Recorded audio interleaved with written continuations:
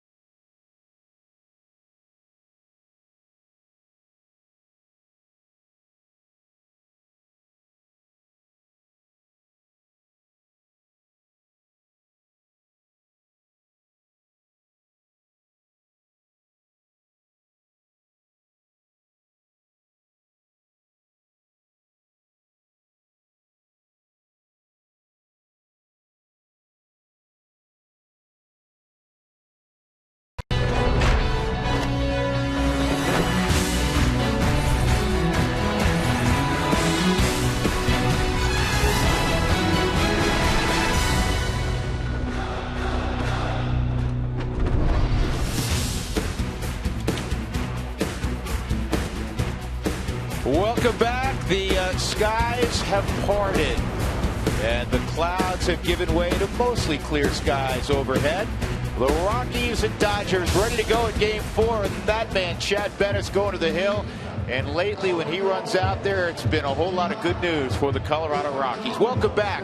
We're going to have a delay of in the neighborhood of 2 hours and 10 minutes. With Ryan Spilborghs, I'm Drew Goodman. Chad Bettis will face Jock Peterson initially. This kid has been a handful for the Rockies and everybody else so far around baseball. Here's the Southwest batting order for Don Mattingly.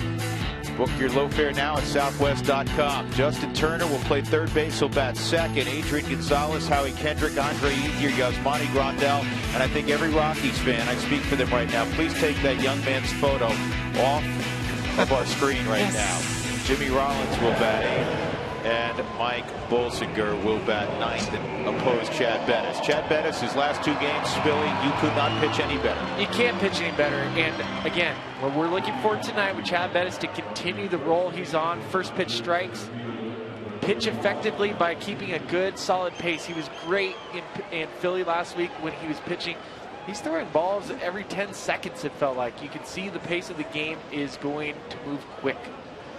So Peterson steps up. He's hit a home run in 4 straight games. And folks, it's the second time he's done that this year. He has a team-leading 16, and the fastball is tall. Ball 1. Well, fair or unfair, and it's probably tilted toward the unfair for a 26-year-old who does not have a great deal of big league experience.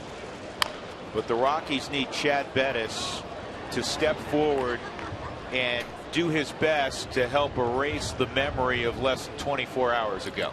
That was a bad loss. There's no way to sugarcoat it. There's no way to say that a loss is just another loss. Last night it can be devastating. And Drew and I talked about this before off air. There was a time, 2007, where the Rockies, we were on this horrible road trip. We blew four games got blown on the road trip, and the last one was on Craig Biggio's 3,000th hit. And that one, again, was crippling, but what it showed to the team was fortitude. And that is only one, it's like a delay of the game right there. That is only, you can only get that when you have bad losses like that. And if you want to see where the Rockies are at as far as their fortitude, it'll be tonight and the next coming days. Here's the 1-2 on Peterson. That good curveball that Bettis has displayed is in the dirt, 2-2. I remember that trip so well, and you felt like he was just going to cripple the Rocky season. If my recollection's accurate, Tulo kept having walk-off hits seemingly, yes. not literally, because obviously the we Rockies were on the road. Anybody, yeah. But there's a swing and a miss. Good start for Bettis. But Troy kept having game-winning type hits, only to see it spoiled in the bottom half of 9th and innings, and sometimes in the extra innings. He went through Toronto, if I remember right. It was awful. Chicago. It was a terrible, terrible road trip, and we lost a lot of bad games in that series. But the point is that when you have stretches like that, it either brings the team together and focuses in on how important it is to play clean team baseball, or it tears you apart. And that's where I'm interested to see based off last night, because last night was one of those awful losses. And that was a 1-9 trip, and we all know how that season ended up with the Rockies capturing the National League pennant and going on to the World Series against the Boston Red Sox. Walt Weiss had a team meeting prior to taking batting practice today. Here's the 1-0 on Turner, and that's pop foul out of play. And one of the messages that he delivered, that he shared with us, is that, hey, we've been playing great baseball. Yes. He said, let's continue with that. He said yesterday was a really good day. Bad finish, really bad finish to what should have been a great day. Could have been. Great at bats against Zach Greinke. Yep. Nobody's hit Greinke harder than the Rockies did last night. The Rockies have enjoyed over the last 10 days. There's Nolan Arenado. That gives you an idea of the mindset, huh? Early. Keep playing hard. What I love is Turner's reaction after he sees Nolan steal another hit away from another hitter. Like, come on, man. I asked Justin Turner earlier this afternoon during batting practice. I said, what do you think of that kid playing third base for the Rockies? And he kind of gave me a sly grin. He goes, yeah, he's okay. He's all right. Yeah. Yeah, he just, as long as he doesn't take a hit away from me. Well, guess what? He just did. 2 outs, nobody on. Adrian Gonzalez comes up. He had a 2-run home run early in the nightcap last night. But just to finish the thought on Walt and the meeting, obviously we're not privy to everything that took place inside there, but he wanted to remind the club that, hey, tragic loss. However, we've been playing really good baseball. Continue to do that, and good things will happen. You're right, and that's what we're saying. Tonight will be a great example already. Chad Bettis coming after the Dodgers, showing no sign. What I love so far this season with Chad Bettis, hitters are hitting 156 off of him with 2 outs. That is the nail for the Rockies to finish these innings. Change-ups down low, a ball and 2 strikes.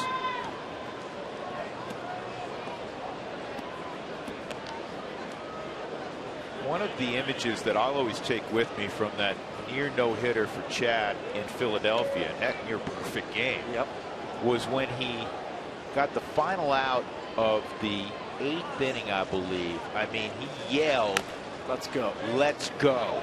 It was Tulo-esque in nature, and I think it gave everybody a little bit of insight as they're trying to get to know Chad Bettis. He's been up before. As to what makes this guy tick. You want to talk about there's every moment for a major leaguer happens when they feel like they belong, and I think we're starting to see Chad reach this plateau where he feels like he belongs, and when that happens, he'll start to dominate. How you like that? A little 94-mile-an-hour cutter down and in. Great start. Couple punch outs and a 1-2-3 beginning for Bettis.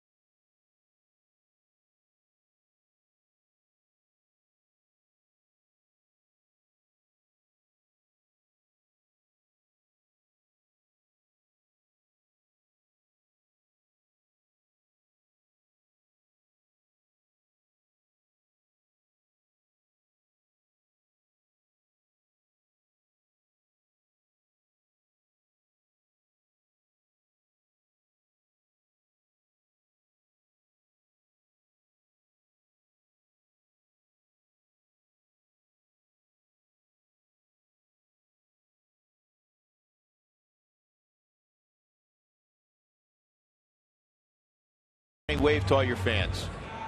There you go. Donnie in his 43rd year running camera for various sports in the Denver metropolitan area.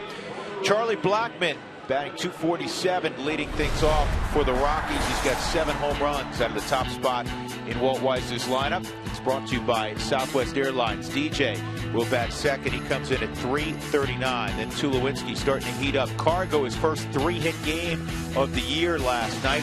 Nolan Arenado, Ben Paulson, Nick Hundley was 3 for 4 in the nightcap. Brandon Barnes swinging it well, and Chad Bettis. And on the hill, this guy's been a very good story for the Dodgers, Billy. Mike Bolsinger. In May, he barely gave up a run. He's got a whip that's below 1. That's better than Clayton Kershaw, and teams are hitting 194 off him. Better than Kershaw. Right now, he's outperforming Cy World. I think what we've seen with Bolsinger, he's not going to throw overpower you 87-mile-an-hour fastball, but he's going to work both sides of the plate. Has a great off-speed changeup. And he comes over the top, and the delivery's a little bit different. He misses high twice. He will work up at the zone, does not throw hard. His fastball averages a little more than 86 miles an hour. But in May, his ERA was 1.05, which was 3rd lowest in the big leagues. Only Shelby Miller and his teammate Zach Greinke were better. And it's 3-0 on Blackmon. The Rockies have seen him before with the Dodgers earlier this year and last year when he came up with Arizona. Well, if you look at his stats from last year with Arizona, he's 1-6 with a 5.5 ERA. I think what I've seen so far this year, I remember him last year, was that he wasn't pounding the strike zone. He was not mixing his pitches in as effectively as he is right now. Hitters counts, he will go to the off-speed pitch. Well, it's a hitter's count, 3-1, and there was a little slider. And Charlie had the bat head out through the zone too early, and it's 3-2. Charlie hasn't fared very well against Baltimore. 0 for 6 right now with 4 strikeouts. But as a hitter, that 3-1 count right there, when you just had it 3-0, and you're looking for that fastball and you throw a slider, it messes up this 3-2 pitch. That was a bit of a hanger, another slider, and it's fouled off. The Rockies, in that 9-8 heartbreaking loss last night, here's the positive: 8 runs in a game Zach Greinke started, and they pounded out 15 hits. That's a lot more Rocky-like and Coors Field-like for this club. Here's the 3-2, and that ball is pulled toward the right field corner, and Ethier backs it down, and Charlie long striding it into second with a stand-up double. Good beginning offensively. You gotta love it. We talked about this. It's going to come down to fortitude. How bad and how quickly can you turn the page? Yes, 2-hour rain delay helps it out, but look at this on the Subaru Supermo. Charlie gets another hanging curveball and does what he wanted to do with it on the 3-1 and 3-2 pitches. Drives it right into the corner. Not hard enough for Andre to get under it, but just enough to short hop him and kind of make it difficult for Ethier to field it. Here's DJ LeMahieu. He's a master at moving runners because of his ability to stay inside the baseball, and he takes inside ball 1.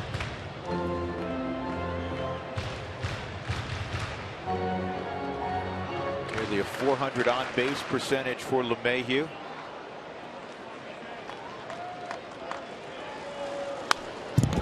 See him trying to work the baseball to the right side. Now this gives me a perfect opportunity to talk about hitting the ball to the right side of the field. Mike Gallego was an excellent hitter in that he could hit the ball opposite field. And one time we're talking about how do you hit the ball to the right side of the field? And I would say, well, I'd aim at Howie Kendrick or the second baseman. And he goes, why would you do that? I was like, I don't know. He's like, have you ever fouled him off? Have you been late on a fastball that you can hit to the right side? And I said, yeah, of course. He's like, why don't you aim instead of to the second baseman to the right of the rubber, the pitching rubber. Shorten your sight so it's literally right up the field, but to the right of the rubber. Made a huge difference because it kept me on time and allowed me to hit the ball opposite field much easier. Breaking ball DJ thought was high, right at the top of the Ford strike zone, according to the crew chief and home plate umpire Jeff Nelson. 2 lows on deck, 1 and 2 on LeMahieu. Leadoff double by Blackman in the bottom of the first.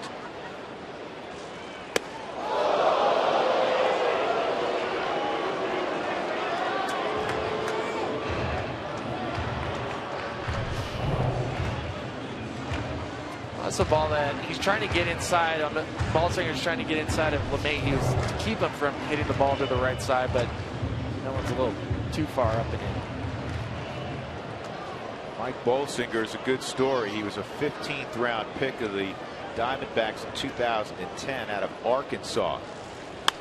And this ball is in the air to medium range right. Ethier could throw. I don't think Charlie's going to test him. He won't. He'll bluff.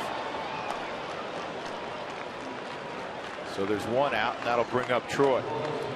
Well, we talked to Troy and Nolan Arenado before the ball game about what transpired late last night in the mindset as they woke up and began anew today. That's the cool thing about baseball. You can come back the next day and try to forget about it. A week from now, no one will remember that game yesterday. So we try to forget about it as quick as we can. We've been playing good ball. We had a really tough loss that we didn't expect. You know what I mean? And it happened. And it's over with. But we're playing good baseball, and we can't lose. I guess, lose our mindset off that. You know what I mean? The fact is that we're playing good ball and we need to keep it up. Well, the mindset seems to be right. How much of that is what you're supposed to say and how much of it is legitimate. Charlie takes off for third, and he's out. Bolsinger, no, they call it a balk. They're calling a balk. Home plate umpire Jeff Nelson called a balk. Blackman to third. And now Don Mattingly wants an explanation. He's not going to get one.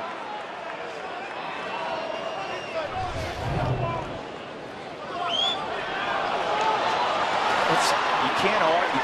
That's one of the things you can't. Supposedly you can't argue that.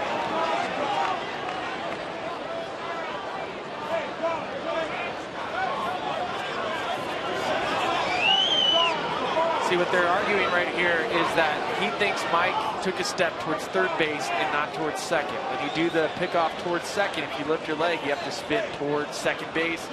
He feels like he went straight to third. Right, and there's no base runner there. There's no base runner, so it's a balk. So you look where his front foot lands. They have an argument.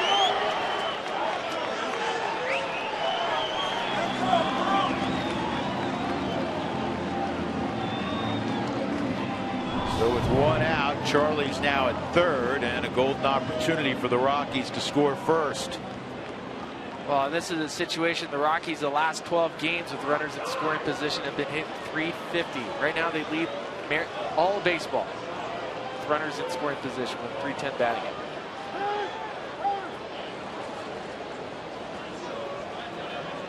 And over the last 4 games, Troy 8 for 17, including 3 home runs.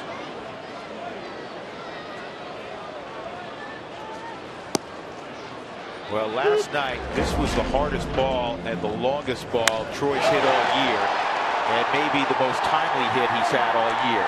And to see him point as he did in 07 at the dugout and say, let's go. Man, that was one of the greatest sights we've seen in 2015. Yes, it was. It's just Tulo's getting his rhythm and timing back. Right now, the Dodgers' infield's back, so Tulo just has to put the ball in play. You don't have to drive it 430 feet to center field. He knows that. He's just trying to put the ball in play. Ball singer's making some pretty tough pitches for Tulo right now. But even a ground ball, you can see where Turner is all the way on the third base side. He's still far back. Anything on the ground, anything to first scores Charlie Blackman easy. For a guy who doesn't throw hard, surprisingly, he strikes out a fair number of hitters. Troy hanging in there, and that one on the knuckles. He has 73 punch-outs and 83 2/3.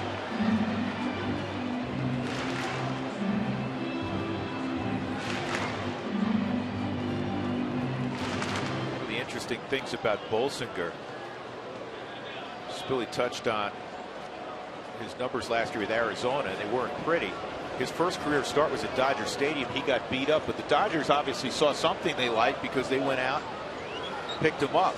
This ball up the middle, base hit, and the Rockies take a 1-0 lead. Troy Tulowitzki with his 24th RBI, and that was the personification of not trying to do too much, just as you said. It's a situation where Tulo is just trying to put the ball in play. You can look on the Subaru Supermo exactly what he's trying to do. This isn't a big swing, which we are used to seeing with Tulo driving. He's just trying to put the ball in play. You can see he loses his front side, but because he does such a good job staying back, look, he's in his legs. It allows him to get that bat head out in front and punch the ball in the center field. Great piece of 2-strike hit. Rockies are 16-6 when they score first. And here's Cargo. Cargo's faced Bolsinger 6 times with a couple of hits. Last night he had his first 3-hit game of the year.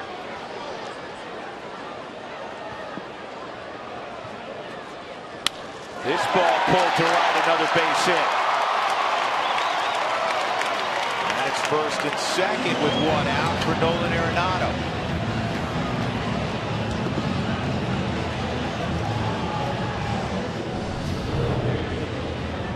Well, you can see Cargo, he's starting to warm up. Last night, as just been mentioned, was his first 3-hit game of the season. Think about this. The year he won the batting title, he had 22 games with 3 hits. That was in 2010. What I'm starting to see from him is he's sitting back, he's using the whole field. That was the ball where he got out in front, but he's still starting to make that solid contact.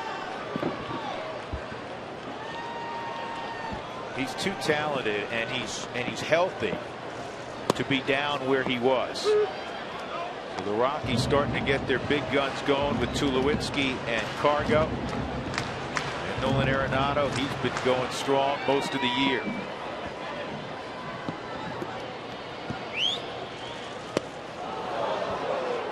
Boy, Adrian Beltre that one, huh? That's his guy. I mean, Nolan loves everything Adrian Beltre does. I think the other night, one of the signature moves Adrian Beltre does during a game is a check swing where he points to the umpire at first for him to. Have you ever seen him do that? He points to the umpire and said, "Did I check swing or not?" Nolan did it the other night. Good block by Yasmani Grandal. It's 1-2. Well, Nolan and I were talking before the game about his at-bat last night against Jansen and how he did everything perfect. Took a short swing to the baseball, squared it up, and hit it right at Jimmy Rollins. And that's why this game is just so frustrating. I mean, you do everything perfect. You're facing one of the toughest closers in the game right now. You do everything right, and it's still an out.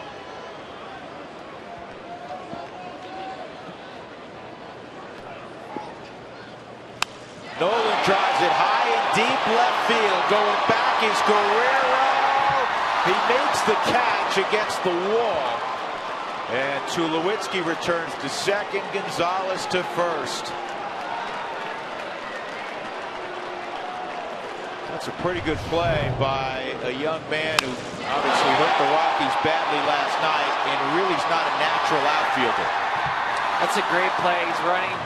He's not even looking for the wall, so you can tell he's not used to being in the outfield. He's just going to chase the ball down. 2 straight at bats for Nolan where you square the ball up and you got nothing to show for it. We don't like that guy in left field right now.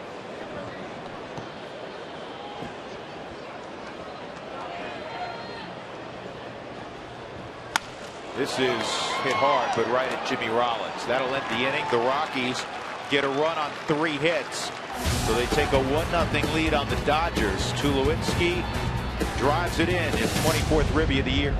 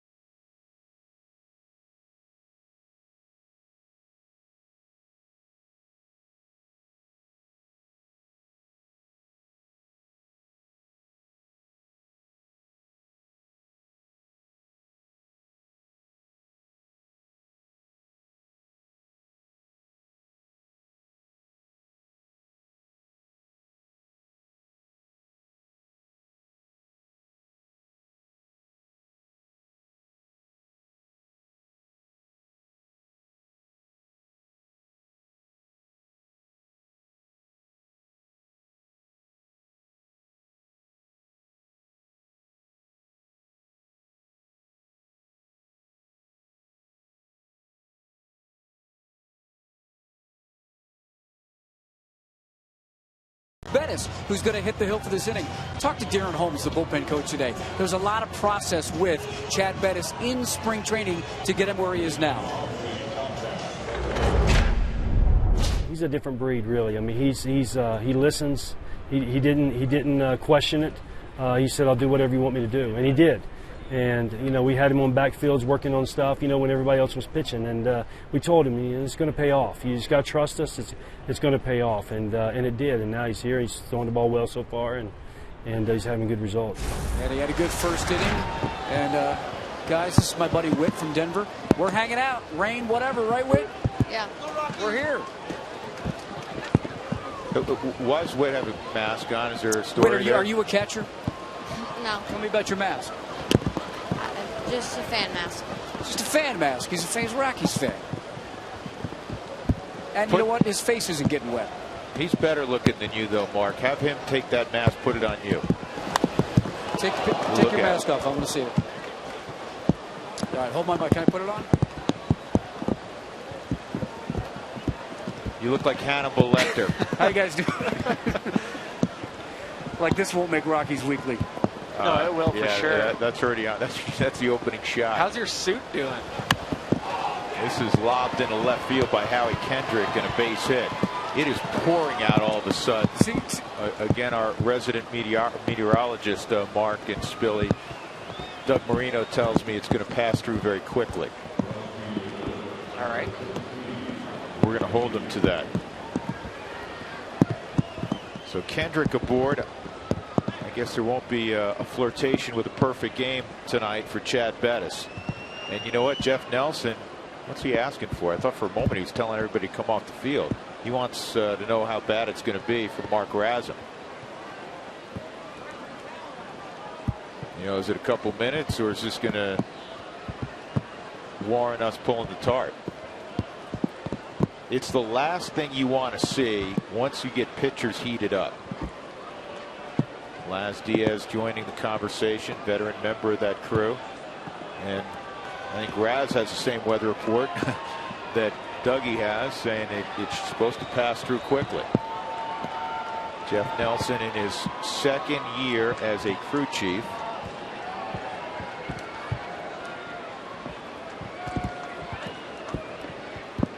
Yeah, Agon wants to know what's going on.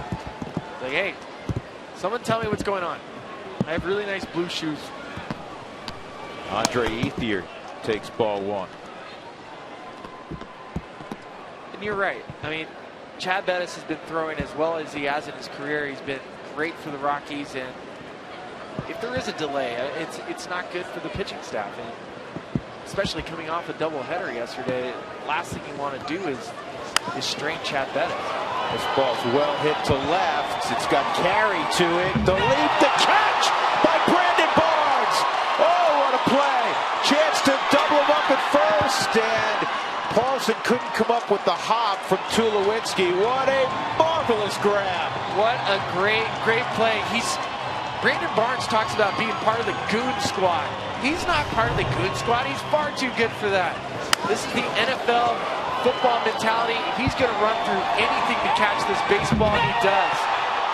What I love is how he spreads himself out to kind of allow him to disperse the energy. Oh, they're pulling the tarp. Great. Love that. And look at Tulo firing the ball back to try to get Kendrick at first. The Rockies are playing with an edge tonight. I wish the tarp wasn't coming on right now. You know, and that's the thing. You hate to see this. As Bettis is throwing the ball well, obviously in particular the first inning, the Rockies went out, punished the baseball in the first frame, scored a run. You hope it's a really brief delay, but I mean, once they roll the tarp out, it's a minimum of 20-25 minutes. Right. This has been the story of the home season so far for the Rockies. Trying to get a rhythm going at home. They're under 500. They have seen this tarp probably more than they have the last couple of years combined. Push it back. By the time they get it untangled, the rain may stop. Who knows? Can you imagine if our root crew was trying to do this right now? They are. No, these guys are pros. If we were trying to do this thing, it'd be flat ugly.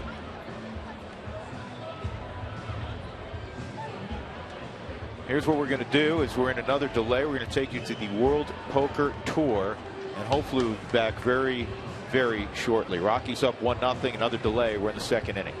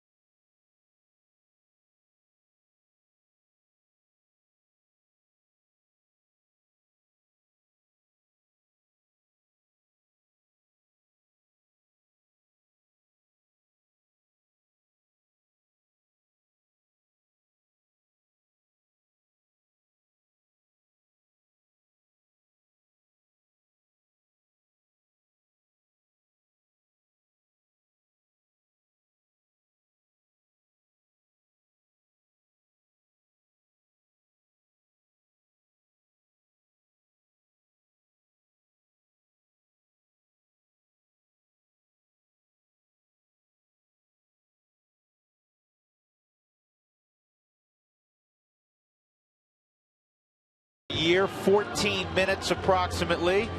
And the tarp is off, and Chad Bettis is throwing pitches on the mound right before the delay. Look at this catch by Brandon Barnes to rob Andre Ethier. I don't know if it would have gone out. It would have been real close. Maybe off the top of the wall. Let's just say it would have, because it sounds cooler that he robbed a homer. Howie Kendrick was already halfway to third. He had to retrace his steps and head back to first, and he just did beat the throw. In fact, the throw hit him as he dove back into first base. So there's one out in the second inning. The Rockies up 1-0. And Yasmani Grandal, switch hitting catcher, will take his turn against Chad Bettis.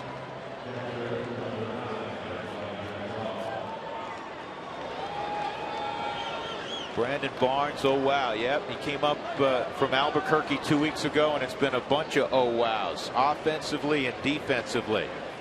So officially a 16-minute delay. What's our grand total this year, like 8 days of delays? I think it's been, 40 years worth of delays all in 2 weeks.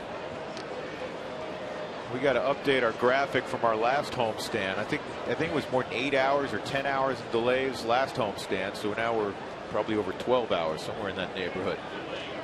2 hours and 10 minutes at the outset. Grandal surprising even Alex Guerrero. He's saying, dude, I've never seen you do that before. What are you doing? Well, I think he sees Nolan playing shortstop, and he's thinking that maybe I can drop a drag bunt down and get myself a hit. But when you're not used to bunting and doing stuff like that, it's hard for you to get it down. You can see how far off Nolan is. He's playing shortstop.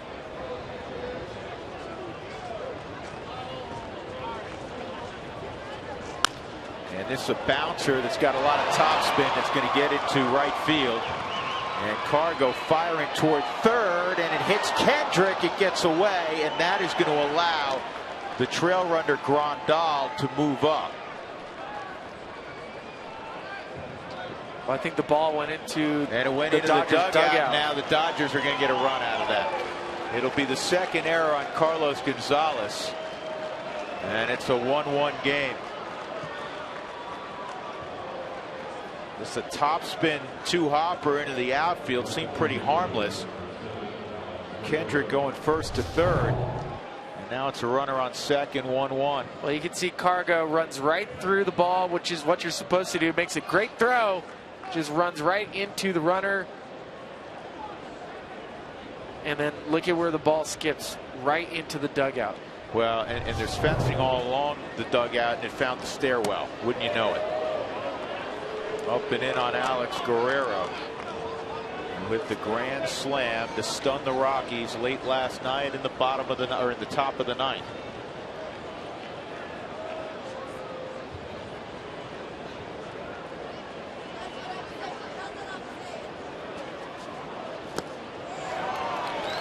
Now here's the pitch you don't want to see one more time. The 1-2 pitch, a sinker that snuck back over the middle of the plate, and you can see that Charlie, we talked to him earlier today, Charlie got leather on that. That's how close he was to catching it. Is it done? Can I open my eyes again? You can. Okay. 2 balls and a strike. 1 out. Bettis, who can bring up the strikeouts. Would love to do that right here with Guerrero at the plate. The infield's back, conceding the run if he gets it in play.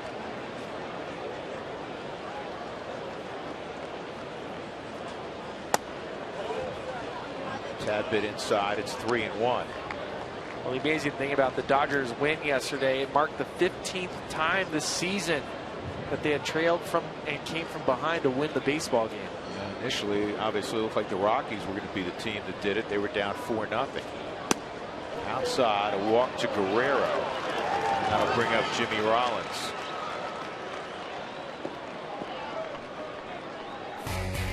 Here's the Rockies defensively. Barnes, Blackman, Cargo, Arenado, Tulowitzki, LeMahieu, and Paulson, with Nick Hundley doing the catching. Rockies trying to earn a split of this 4-game series with LA.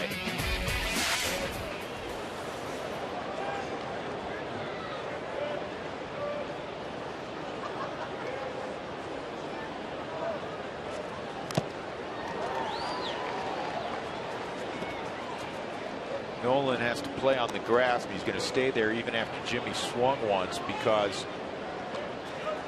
the guy with speed, the bat handler, bunt not out of the realm of possibility even with one strike. No, it's not. But if I'm Jimmy Rollins and if I'm considering a bunt, you pull it down to the first baseline.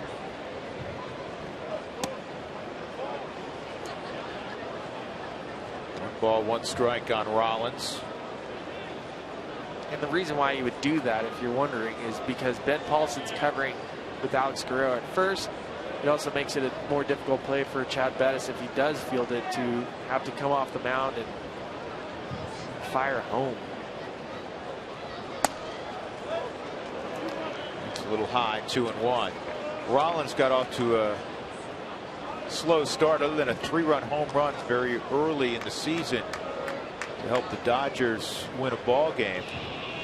And he's slowly getting out of it. He's hit 289 over his last 21 ball games. Ground ball, tag the bag, tag the runner, and that is a double play. Well done by Ben Paulson, and Chad Bettis works out of it, though the Dodgers end up with a run on the throwing error by Cargo as the ball ricocheted into the Dodger dugout. So it's 1-1, middle of 2.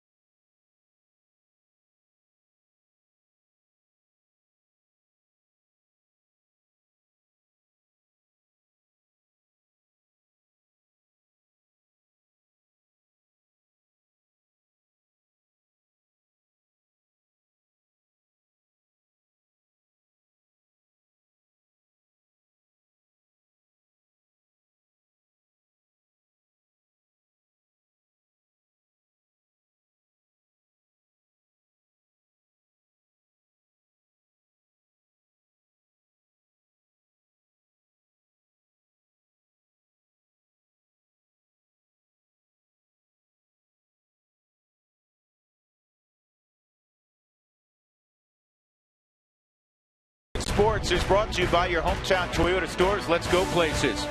And by Southwest Airlines. Book your low fare now at southwest.com. It's been a rainy night in the Mile High City. We go to the bottom of the second inning. We've had two different delays. One initially of 2 hours and 10 minutes, and then a brief one of 16 minutes. Last half inning, the Rockies will send Nick Hundley to the plate against Mike Bolsinger. 7-8-9. In the bottom of the second, the Rockies got a run on 3 hits in the first. Drew Goodman, along with Ryan Spilborghs and Mark Stout, bounces up there. Well, Spilla, you like what you've seen so far from an energy standpoint, don't you? They've attacked. They've come right after the Dodgers. I love how Chad Bettis has been setting the tone, setting the tempo.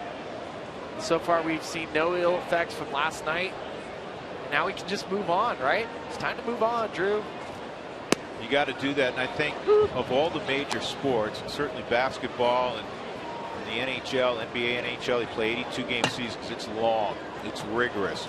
Baseball's 162 games in 182 days, and you guys, here's the 1-1. You guys, I think, learned better than any major sport how to turn the page. Turn the page, as Clint Hurdle used to say, shower it off. Wash it off. You heard that a few times, didn't you? Yeah, a lot of times. But he was right. And when you start pounding it into the player's mind, wash it off. Let's go. And a breaking ball from Bolsinger, and Hundley is gone. That's the first strikeout for Bolsinger. You know, the Dodgers defensively finding room to play Alex Guerrero because of his bat, understandably so. So tonight he's in left field.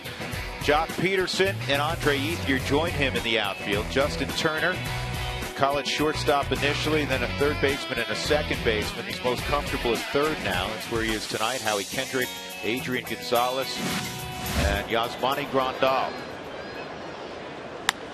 Oh, Barnes just missed that one. High fly ball to left. He barreled it, except he hit it about 400 feet straight up. Yeah, it doesn't lessen the fact that you made an out, though. There's times where you barrel up a baseball like what Nolan talked about with me earlier today. You barrel a baseball, you hit it right to the guy. It's a great swing, but it's an out. You would take a jam job, broken bat, things flying everywhere for a base hit that goes 13 feet. Feel good about yourself standing on first base because you got a hit, versus taking a good swing, popping it out, or making a strong out. Well, especially in that situation late last night with the tying run at second and Cargo, and he absolutely blistered the ball right at Jimmy Rollins. This ball is hit hard. It's at Kendrick. And Bettis is retired, and the Rockies go quickly in the second. So we'll go to the third. The Rockies won, and the Dodgers won.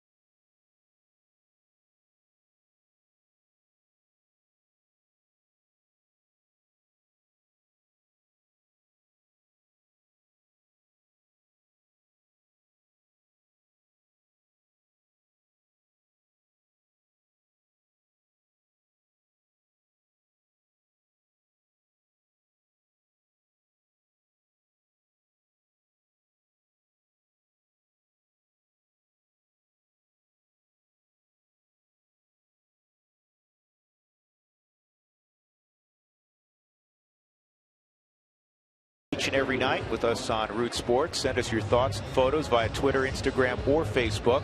Make sure you utilize the hashtag Toyota Talk.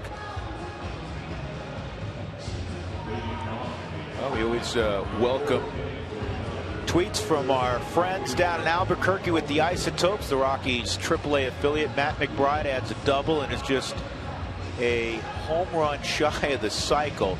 He scored on a Drew Stubbs single. Boy, Matt McBride has absolutely gone off. Remember, he was hitting below 200 after a great spring training. About a month, I want to say a month into the Isotope season, he was hitting below 200. You know what his numbers are now? 345, 6 home runs, 23 ribbies. You know him well. He could flat swing it. He can flat swing it, and I don't want to make an excuse for him because there are times, it happened to me in 2012. I have a decent camp in big league camp, but I don't make the team, and I go to AAA and kind of lose sight of my approach of how I want to hit the baseball. It's just one of those situations where you're hoping that McBride, didn't go down there and kind of feel sorry for himself that first month, but obviously right now you can see he is striking the ball well. It's always a tough place to be, tough place for a player, tough place for a manager. Glenn Allen Hill does such a terrific job down there because G. Hill's part psychologist, part baseball man, and you have guys that either are happy to be there and are half a step away from the big leagues, or unhappy that they're there because they were in the big leagues. Well, AAA is far different than AA. It's just one of those situations. And let's look at the Dodgers. I mean, talk about Chris Heisey. He's been up and down with the Dodgers 3 times this year. I had the roster change. It was something like 89 roster moves already. 59 roster moves. That's crazy.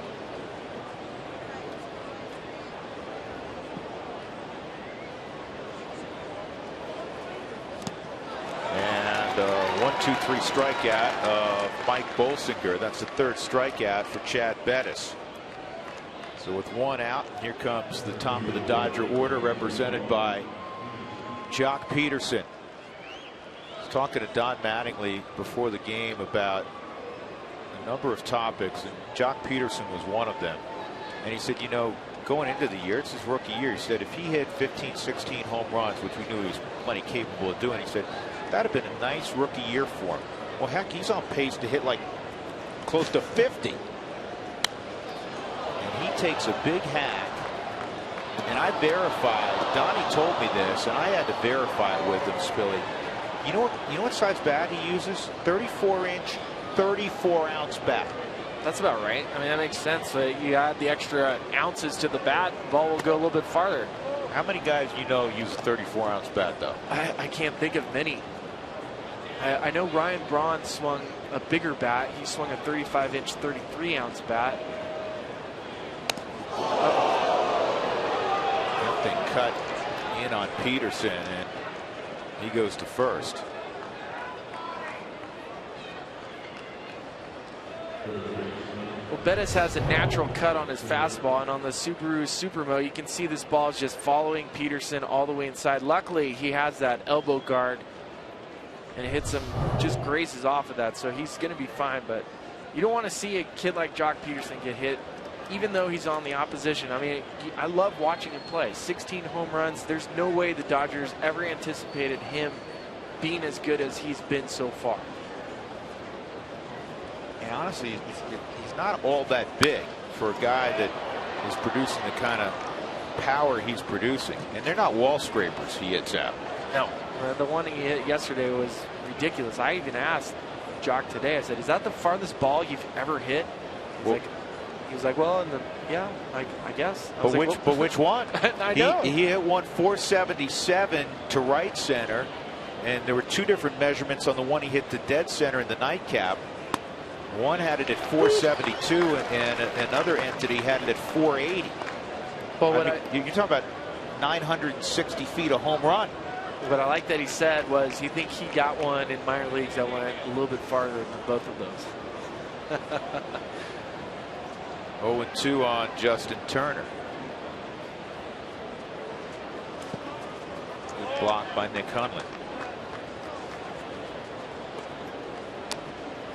I mean, I guess it's unfair to say that there's no way you can anticipate Jock Peterson doing so well when he was last year the first 30-30 guy in the PCL since 1940. So, I mean, he's shown potential to do these great things in AAA, but they don't always translate at the major league level, and not this fast.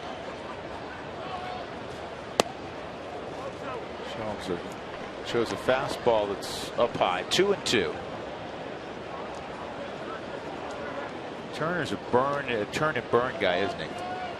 He's a guy that's going to be hunting. He's hunting fastballs. That's all he's looking for. Last night, the at bat against Bencourt, threw him a curveball, and it completely threw off his entire approach for the at bat. Swung on and missed, and Turner's gone for the 2nd out of the inning. Well, Chad Bettis came oh so close to baseball immortality in Philadelphia in his last start. Perfect into the 7th inning, and I mean dominant. And he had a no-hitter for 7 1/3 until the base hit by Cody Ashe through the left side of the infield. And I love the fire that he brings. He's kind of got a little bit of Brandon Barnes in him when he's on the hill. He does. You know what? And I've made this point before. I don't know if I made the point to you, but I think what Chad brings, is that he's also pushing other guys in the rotation. I think for a guy like Eddie Butler, who has been given this top prospect and been given an opportunity to pitch because his stuff is so good, I think Eddie needed the guy to push him. We've seen Eddie Butler at his best when he was in Double-A in Tulsa with John Gray, and they were pushing neck and neck, pushing each other to get to the major leagues. I think when Eddie watches Chad, at this point, Chad has leapfrogged Eddie as far as I'm concerned, as far as how he's pitching at the major league level. And since Chad has been here, Eddie's best start has been because Chad has been here. In the 9 starts that he's had, one quality start. And I really do think that Eddie is now competing with Chad. Did you have a guy, and you played with some wonderfully talented guys that were very good friends you grew up with in the organization? Was there a guy or a couple of guys that helped push you? Of course. I mean, you have to have one. I think Matt Holliday was a guy, even though I wasn't competing with him. But it was a guy that made me better because I wanted to be as good, if not better than him. Obviously, I wasn't. But you have to have somebody to push you. Absolutely, you have to strive for that. Good inning for Chad Bettis.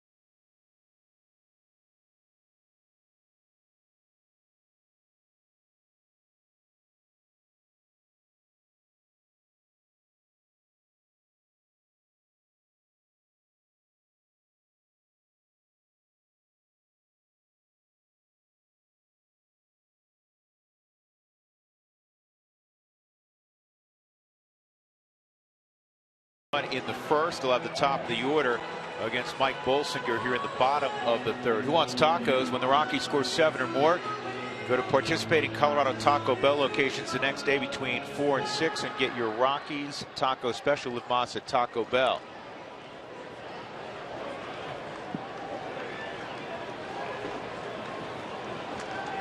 Charlie Blackmon scored the Rockies run, doubling against Bolsinger in the bottom of the 1st. And he gets a breaking ball for a strike. Bolsinger last year with Arizona 1-6 with a 5.5 ERA. This year the opposition's hitting 196 against him. We know all about Kershaw and Greinke, but after that there were a lot of question marks.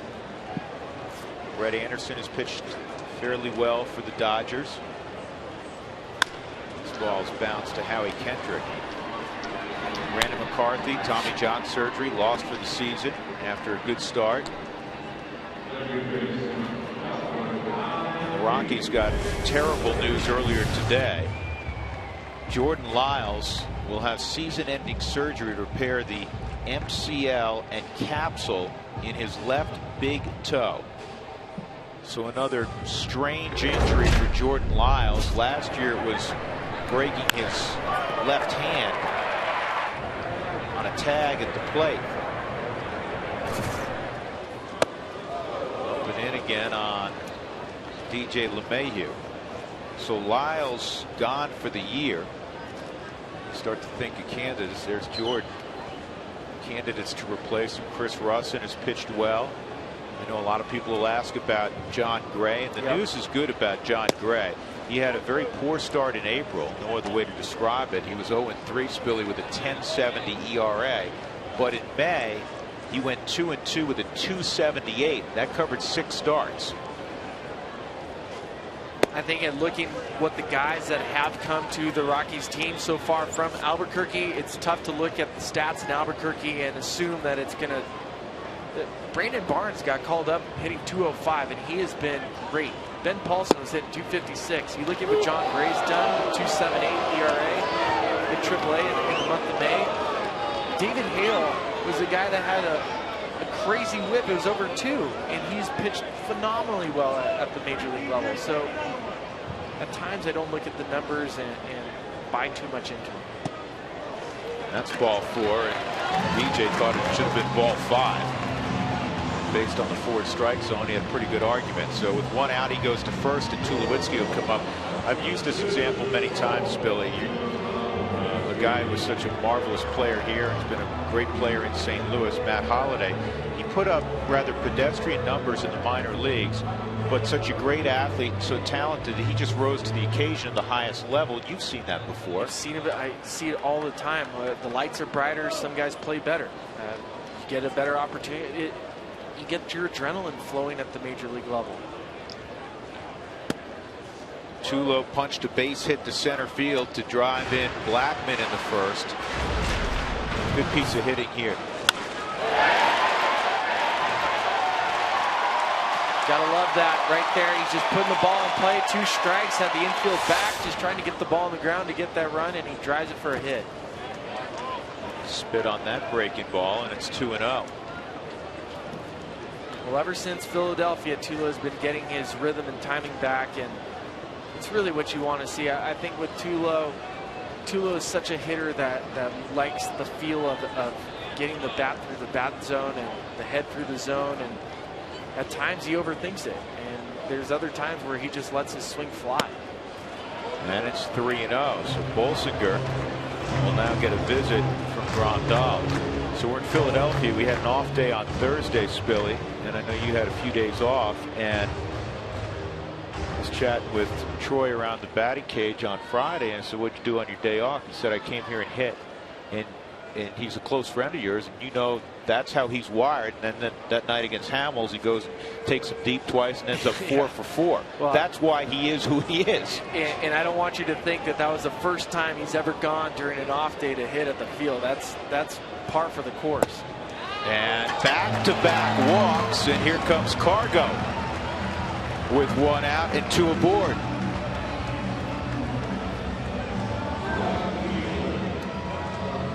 This is where in the past, in the middle of that Rockies lineup, you want the opposition pitcher to feel like he can't breathe.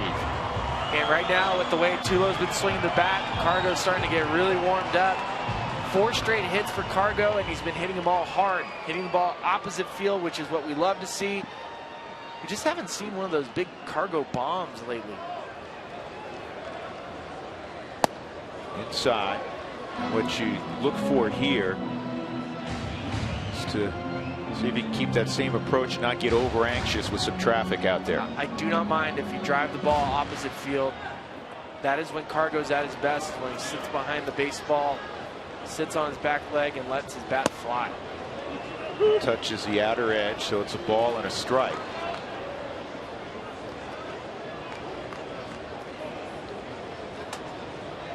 One ball game, bottom of 3.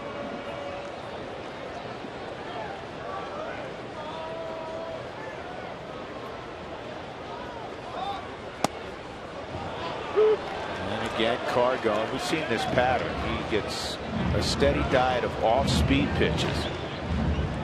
Well, I think in years past, he kind of had an idea of what they would throw to Cargo. But right now, with the pattern that they throw, they're throwing fastballs in, off speed away. They're throwing whatever they want. Shattered bat, slowly hit. Gonzalez will get Tulowitzki on the force at second. First and third, 2 gone for Nolan.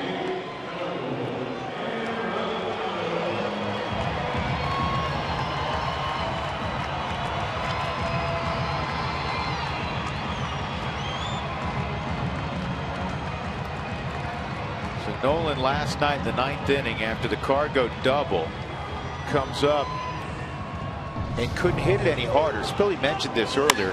Jimmy's just trying to protect himself, and the ball drops right at his feet. And you can see Nolan wanted to throw his helmet straight into the ground.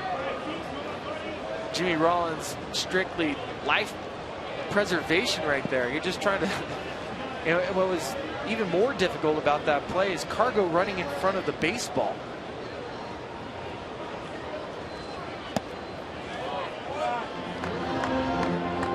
Nolan trying to come through with 2 outs. He's been great with runners in scoring position this year. He's been great every aspect.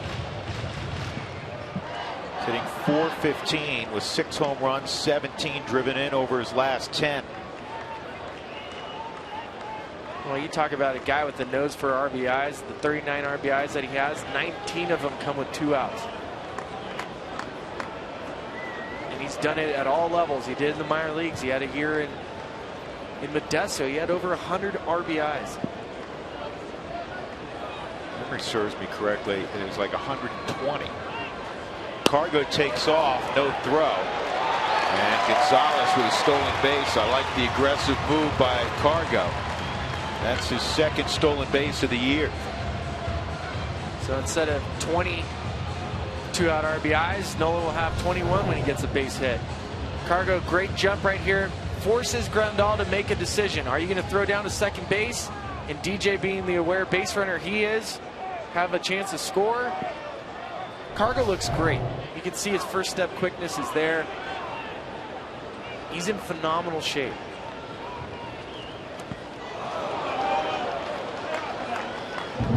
Two and one. Chased a little bit there. One of the hardest things as a hitter to do is forget the pitch before, unless you're trying to remember the pitch sequence. I think that's a sequence where you're like, okay, I just swung at a ball 58 feet in front of the plate. Looking for a ball up in the zone right here. 2-1.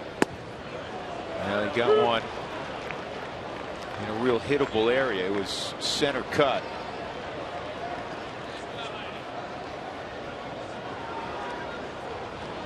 You ever step out after a pitch like that and say, what was I looking at? Exactly. What am I thinking? 2-2. Bolsinger's interesting in that he's a fastball curveball guy, and he throws his curveball around 30% of the time. That's a really high rate. High rate, but he can command it to both sides of the plate. That one looked like it backed up a little bit, so it stayed on the inner third of the plate, so Nolan wasn't able to fully get the barrel to it. 3-2. Rick Sutcliffe, who had a tremendous career throwing the baseballs in town. ESPN's doing the game on a national level, and Sut was telling us that, because I wish I could figure out how to do it every time. He goes, the best pitch in baseball is a backup slider. But it happens by accident. Yeah, it's also the best pitch to hit when it's backed up to the middle of the plate.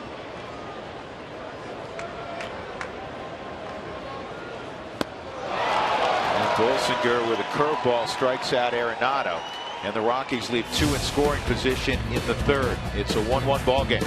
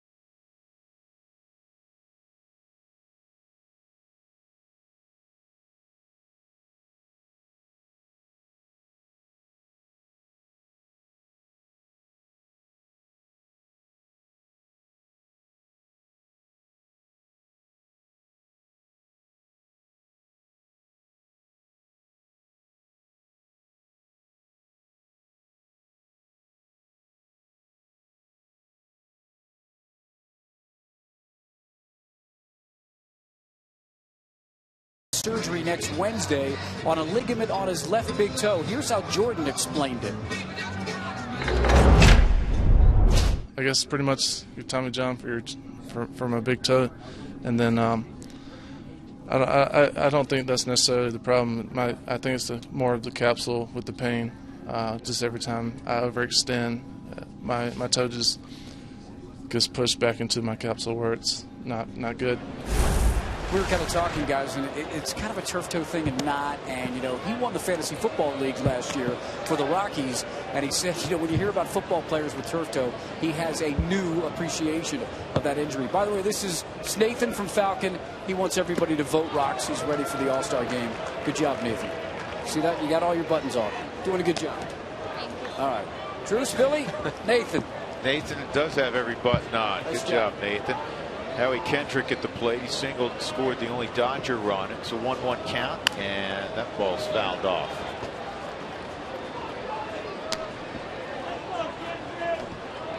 Howie Kendrick plays second, one of the best Dodger second basemen ever. It was their first base coach, Davey Lopes.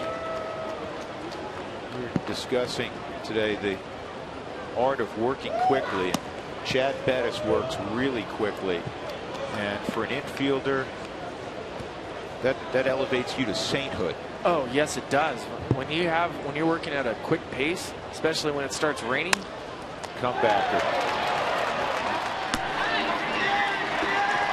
You want your pitcher to pound the strike zone, which isn't always easy, but at least keep a pace where you feel like you're involved in the game, where you're looking down, you're kind of, because at every pre-pitch, every time there's a pitch about to be thrown, as an outfielder, as an infielder, you want to think about where you're going to go with the baseball. If there's runners on, you got to think, what's the situation? Where am I throwing to? If the ball's hit over here, what am I going to do? When you're working at a fast pace, it makes that process so much better. Pitch high to Andre Ethier. Robbed of extra bases on a great catch by Brandon Barnes in the second inning.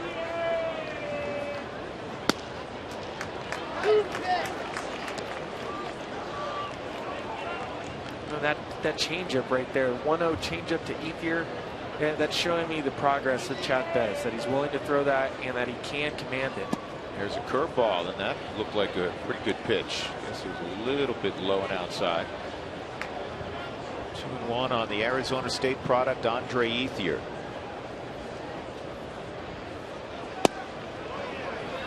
Three and 1.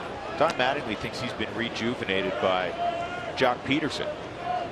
They have a close relationship. Yeah. Jock calls him Dad. Yeah, they definitely rib each other. I know Jock said, wasn't Andre supposed to be in that old timers game that we were at Dodger Stadium? Now a walk. Second allowed by Bettis. And that'll bring up Yasmani Grandal. Time now for the Lowe's Never Stop Improving stat. 2013-2014 as a starter, it didn't go well for Chad Bettis. 5+ ERA. The league hit almost 300 against him. He worked on some of his mechanics diligently with Darren Holmes and Steve Foster. And look at this. The league's hitting .223 against him. He's 2-0. He's got a sub-3 ERA. And he's better as a starter than as a reliever. Tulo can't get that. That's a base hit left center.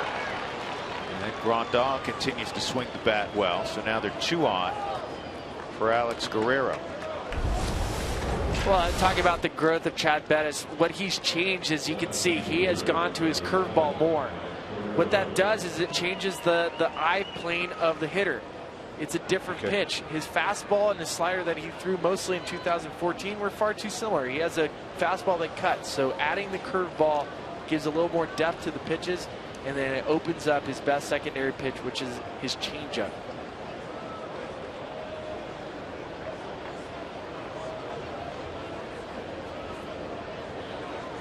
So Guerrero at the plate. And he's way out in front. It's 0-1. Guerrero coming into the ball game, Spilly, 10 home runs in 98 at bats. There's only one player in the game that has a better home run rate per at bat of the 1 every 9.8 than Guerrero, and that's the kid in Washington, Bryce Harper. Harper's hitting a home run every 9.44 ABs. Jock Peterson's third.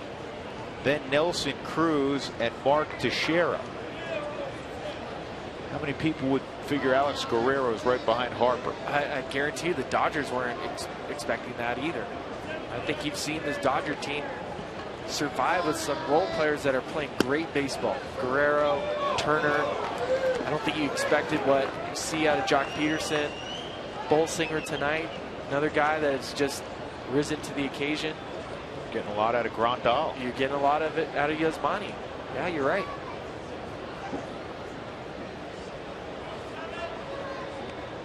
Two-one. And that's a strike.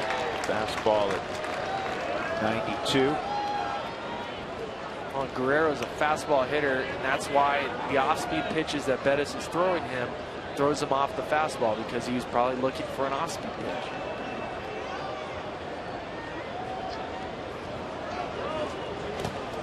And the strikeout of Guerrero for out number 2 in the inning. And that's the 5th strikeout for Chad Bettis. It's just a great pitch sequence that Chad is learning to do earlier in the season.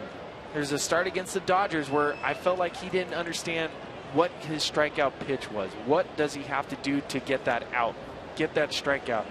Part of your growth at the major league level is to be able to get those strikeouts. That's what's going to help you, especially being a Coors Field pitcher. You're going to have traffic a lot of the time, and if you have situations where you can get the strikeout, what is that pitch to get it? This with the curveball. Rollins hit the ball hard his first time up, but right at Ben Paulson, who was holding Alex Guerrero. Ben turned it into a 3-6 double play. There's the ability again to throw secondary pitches behind in the count for a strike. That was a changeup, and it's 1-1. Well, Chad, 2013 was primarily a fastball slider pitcher. And there's no way that you can survive at the major league level with just 2 pitches and your fastball being similar to your slider. And Spilly, he's become, his breaking ball now is a curveball. He's almost ditched the slider. And we're seeing more guys do that. Bolsinger doesn't throw a slider, really. It's because it changes the eye level, and it's a different view than your fastball.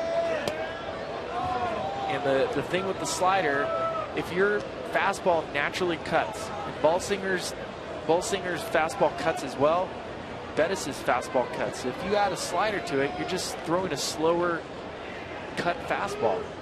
The curveball changes the eye level, and it also allows that changeup to be so much more effective. And this is softly hit to DJ. Good job by Bettis. So the Dodgers leave 2 on in the 4th. It's a 1-1 ball game.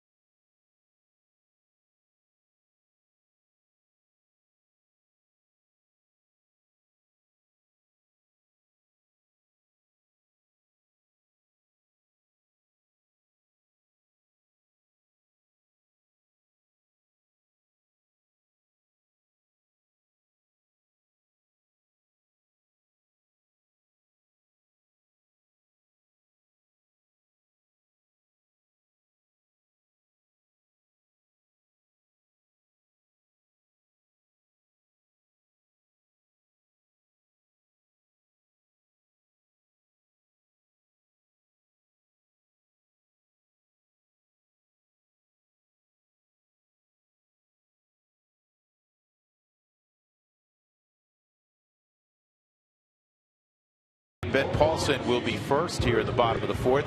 With every challenge call, the Subaru Eyesight Review will determine the outcome. Love, it's what makes a Subaru a Subaru. We had a 2-hour, 10-minute delay initially, and then we had a short delay in the second inning of 16 minutes because of weather. Mike Bolsinger comes in with a 3-1 record and a minuscule 1.15 ERA. He's been pretty solid so far. Chad Bettis has been very good. The run against Bettis was unearned. Rockies got their run in the first. 3 hits producing that run. Charlie Blackmon had a double to lead things off. Here's Paulson. And there's that curveball. Fastball curveball from Bolsinger. And he averages just 86 miles an hour with the fastball. And this is chopped to the right side. Spilly, is there such thing as a guy throwing under the radar? Yeah, where it throws a big league hitter off a little bit? Well, yes and no. I mean, 87 miles an hour is definitely hitting speed. But when you have what his mechanics are, he has deception. And then he's adding a curveball, which is a much slower off-speed pitch than, say, a slider.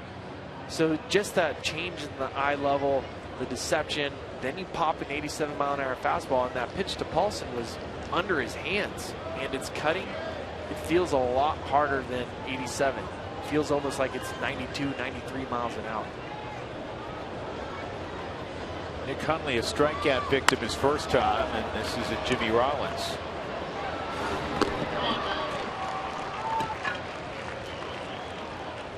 All fans on Tuesday, June 9th will receive an LED bulb upon exiting the game, courtesy of XL Energy. If it lights up blue, red, or green, you can win a suite for 12 or other great prizes.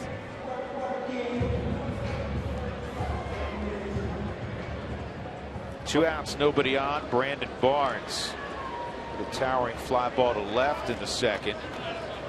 Barnes 6 for 12 against the Dodgers this year.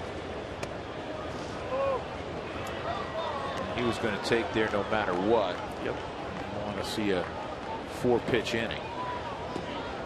Well, Matt McBride grounded out, so no cycle for him so far. It was the bottom of the 8th when he was up. So Albuquerque's up 9-7. Probably not going to hit for the cycle tonight.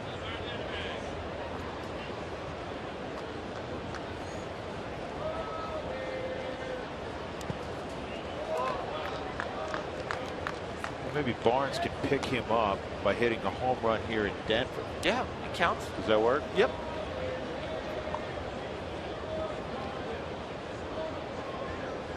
Well, I love the toe tap that Barnes has been doing since he's been back. Remember, he had the leg kick in spring training, was going Matt Holliday on us. Now he's going a little toe tap. He feels far more under control. He sees the baseball a lot better. This is a very good right now. 8-hole at bat with 2 outs. He's being patient, and he knows if nothing else this inning, try to flip the lineup over. And he did just that. So he walks with 2 outs. And that will clear Chad Bettis here in the 4th inning.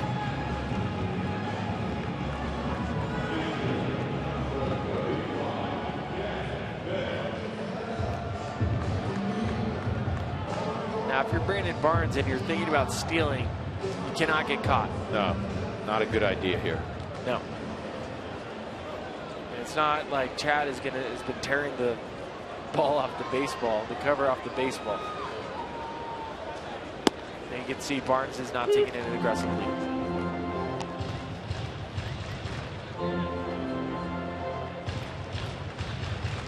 Chad actually hit the ball pretty hard his first time up, but it was right at Howie Kendrick.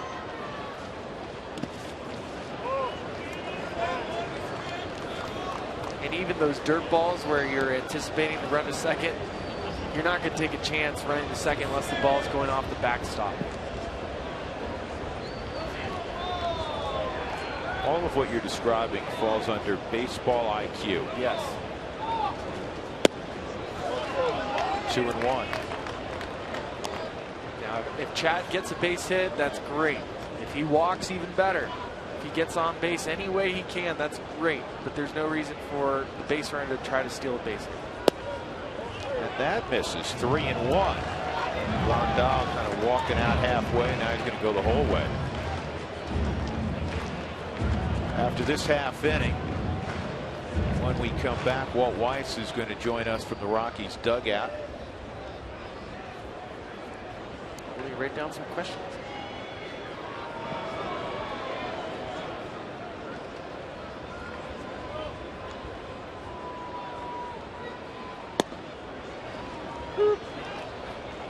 So that is a strike, and it's 3-2. And now Barnes will take off. Adrian Gonzalez yelling in the direction of Mike Bolsinger not to go and pick because he's moved behind him.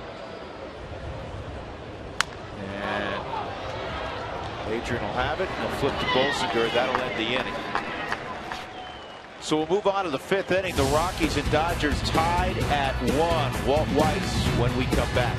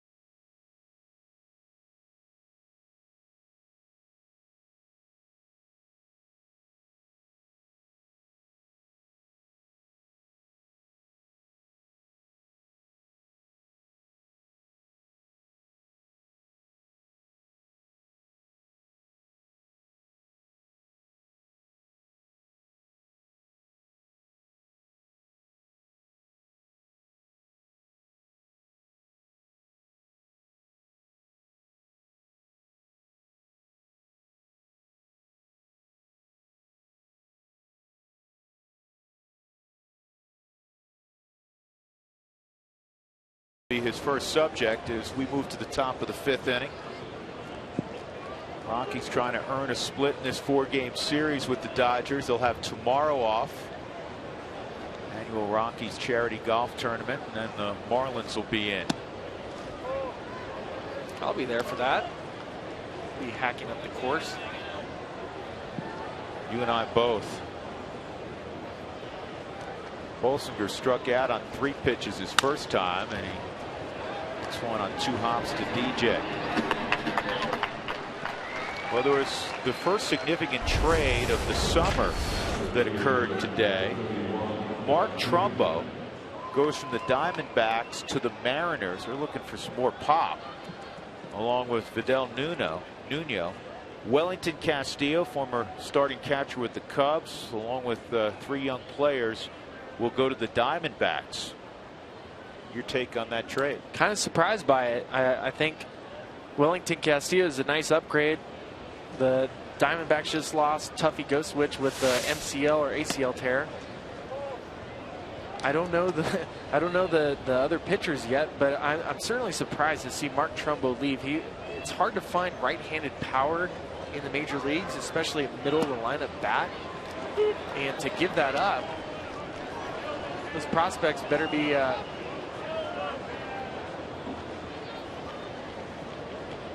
You better have some high prospect, and I guess Gabby Guerrero is one of the guys that is a very high prospect. Dominic Leone has been in the big leagues, and Guerrero is one of the better prospects in the Mariners chain. Here's the 2-1 on Jock Peterson. The breaking ball misses. It's 3-1. Well, Gabby's the nephew of Vlad Guerrero, so. Well, if any of Vlad rubbed off on Gabby, he should be okay. He should be okay. Way outside. So a 1-out walk to Peterson. Justin Turner coming up. The command not quite as sharp for Chad as we've seen in his last couple of outings. He's hit a batter. That was Jock Peterson last time, and he has 3 walks. Justin Turner, a line out. Great play by Arenado in the first inning, and also a strikeout. Well, on the hit by pitch and the 2 walks have occurred after the 14-minute rain delay. I'm not saying that that's the reason, but certainly the rhythm that you get can be taken away from you when you get that delay. As Billy mentioned, the PCL, Jock Peterson was a 30-30 guy. He has not stolen many bases this year. He's got 2. He's got one of the great tutors of base stealing and reading moves in the game, and Davey Lopes standing about 15 feet away.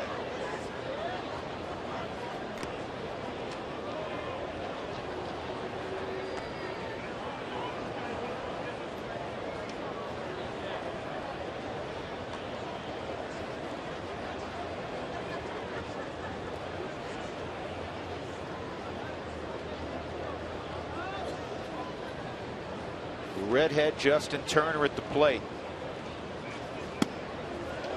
Takes a strike. Fastball's there. Other news from the big leagues, Josh Hamilton, he didn't play last night. They said the hammy was a little bit tight. I guess he has a tear. He's going to be out 3 to 4 weeks. He had given them obviously a big lift. Well, luckily they have Joey Gallo, who's hit 2 home runs for the Rangers. First Rangers player to do that, to start the career with homers in back-to-back games. You know, and he had hits in his first 3 at-bats in his debut, home run double or home run single double, and the double went off the very top of the wall. Yeah, he had a phenomenal first game. That's how you make it the debut. Gallo, the number 9 prospect overall, according to Baseball America, entering the 2015 season. He looks like a first baseman, man. He's huge. Guy's a big boy. 6'5", 240.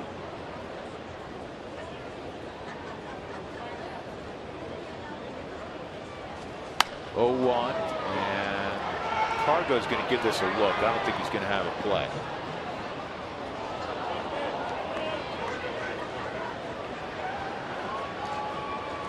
June 8th is the next Purple Monday. Wear purple, win prizes. First 5,000 fans will receive a Purple Monday Rockies trucker hat.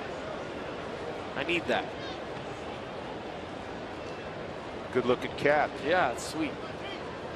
Also looks like the Rockies spring training cap.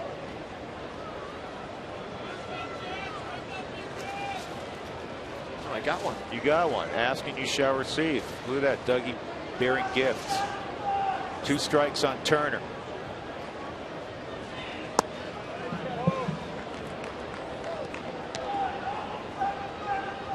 Dodgers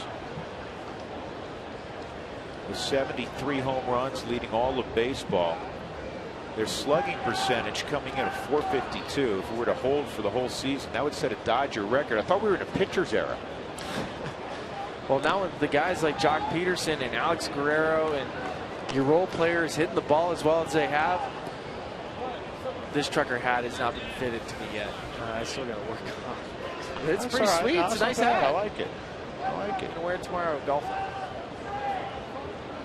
thought you were going to go with the flat bill now. Yeah, that's a Southern California thing. You can't really do that to trucker hats.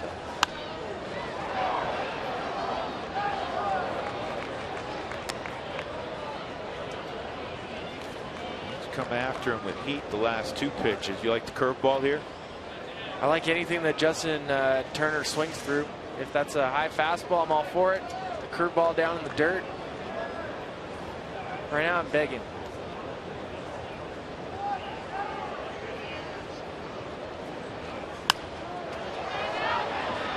He went fastball again. It's fouled off again. So you want to see the curveball? Let's see the curveball. Tried 2 fastballs. Here's one of the other things I really like about Chad Bettis, the ability to get the strikeout. Yep. And we talk stylistically, and the Rockies want ground ball pitchers, especially playing here naturally at Coors Field. But when you have a guy that can get a strikeout, it's huge. Curveball there, because he can get you out of traffic jams without the ball being put in play, and sometimes that's a necessity. It's a you have to have that, and especially if you're trying to limit big innings.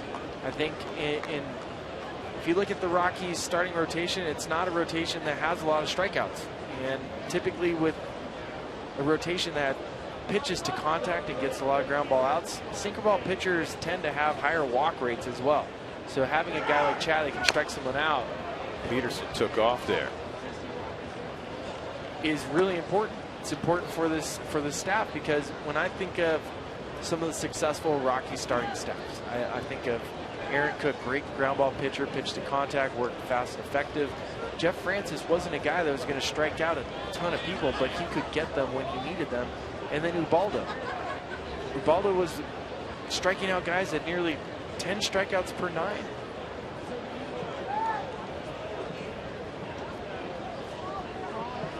Another 2-2.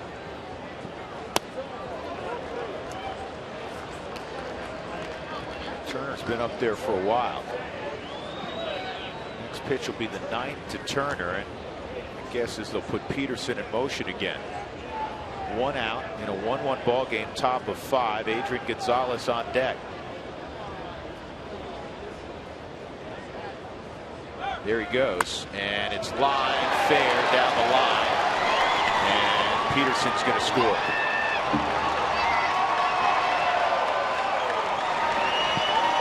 Nolan couldn't get to that line drive, and Justin Turner, talk about a professional at bat.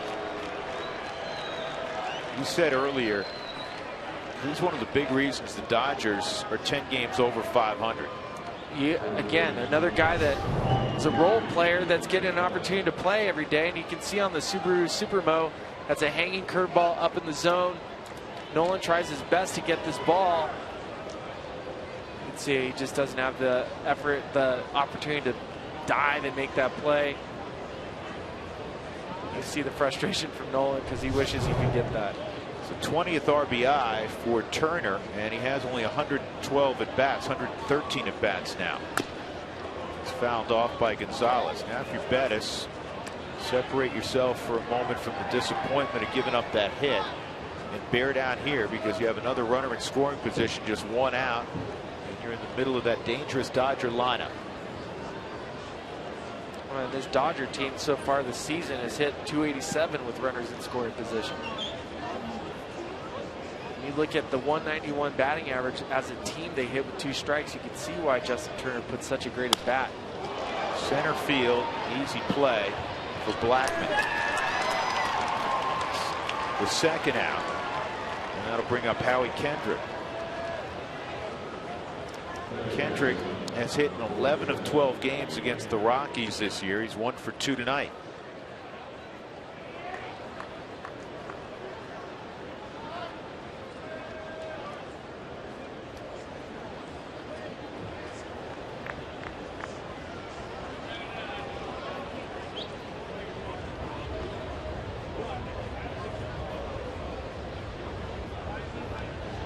First pitch is right there for a strike. Kendrick always scares me. As playing against him, watching him now, just because of his ability to fight tough pitches off and put the ball in play. He is a professional hitter. Takes his walks. For a guy that has 5 home runs and the type of skill set that you see with Kendrick, you wouldn't expect a guy like that to be hitting 4th for the LA Dodgers, right? It just doesn't, it's not the prototypical 4-hole hitter, but he's there because of these at-bats he takes.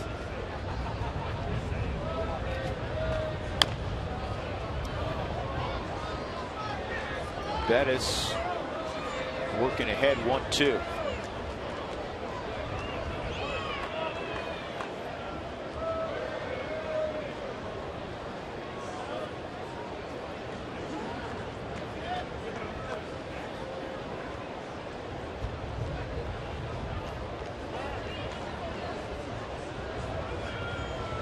Sometimes you just want to see if you need to change the pitch sequence because Turner's been standing at second base for a couple pitches, or you just want to find out, hey, we're going to do 2 pitches right here. We're going to do curveball in the dirt, down and away, and then I want you to bust them fastball in. You can set up a 2-pitch sequence. Tulo and Turner played against each other on the West Coast. Tulo obviously a Long Beach State guy. Turner, Cal State Fullerton guy. Here's the 1-2. And a ground ball to first. And Ben Paulson runs to the bag. In the inning, a walk to Jock Peterson. He was moving on a 3-2 pitch, and Turner doubled him in. So the Dodgers take a 2-1 lead, middle of 5.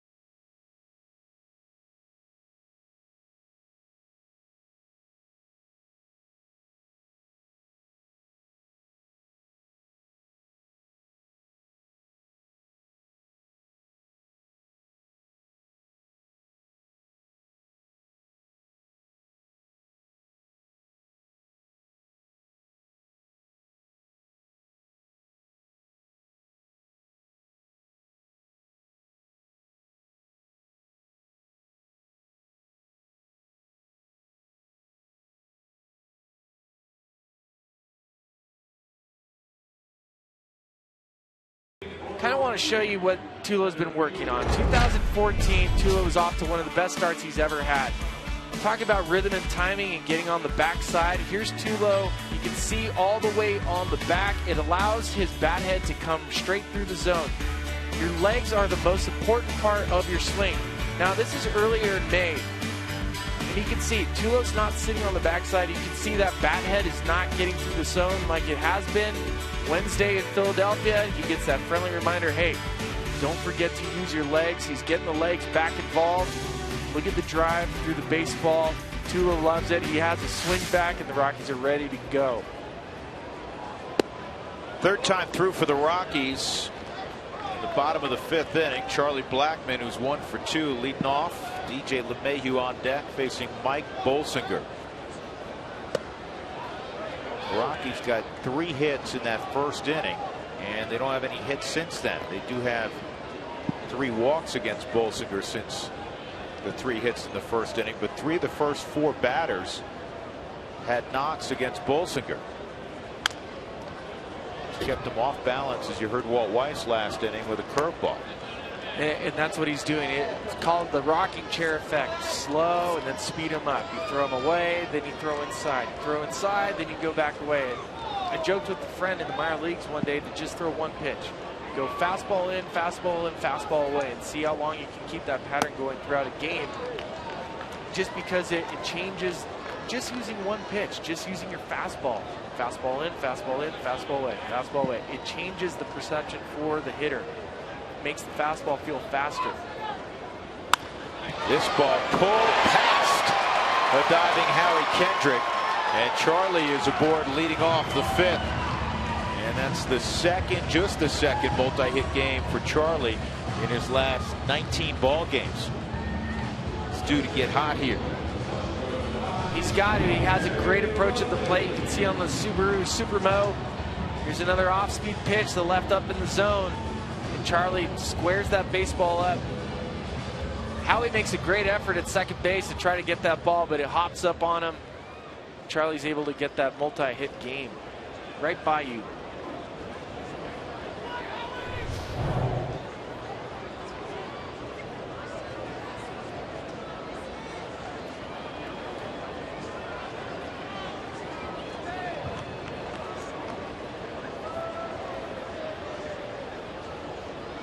Charlie leads the club with 10 bags.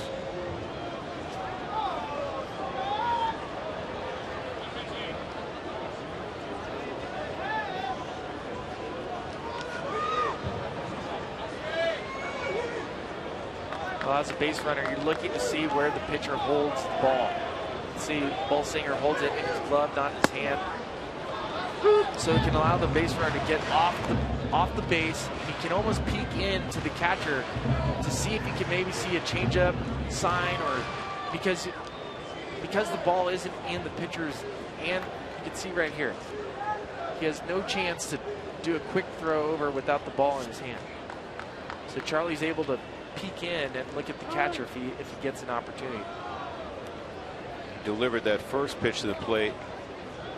1-2-1, which is, that's fast. It is quick. It's above league average. 1-3.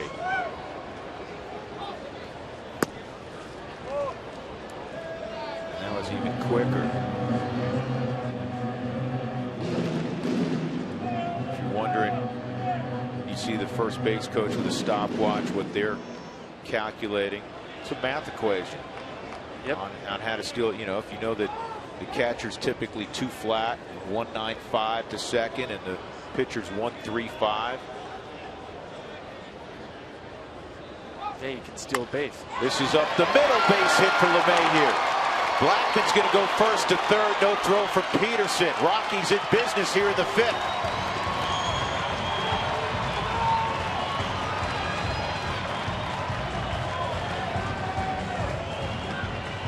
Love DJ's approach. He's always professional. When he hits the ball hard up the middle, it allows him to hit the ball in right field. I think that first at bat early in the game when he was trying to hit the ball behind the runner, fouled some pitches off. Another off-speed pitch up in the zone.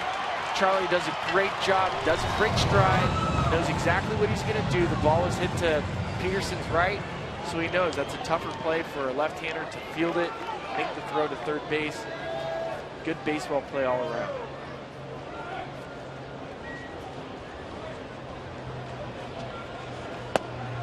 Inside on Tulo.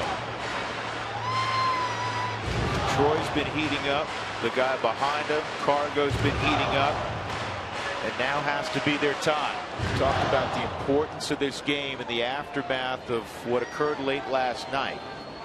And the Rockies are down 2-1 in the fifth. High fly ball, deep left field. Guerrero going back. No play. Gone. 3-run home run. Troy Tulowitzki. Right on time.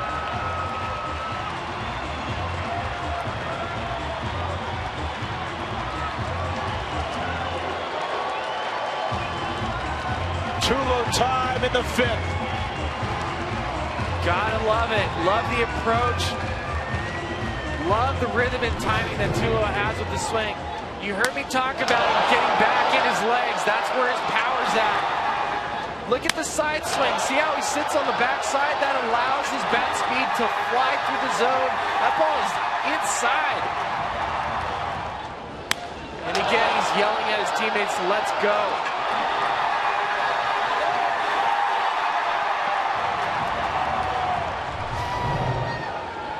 Here's Cargo, and that's up and in. Tulo's fourth home run in his last 6 games.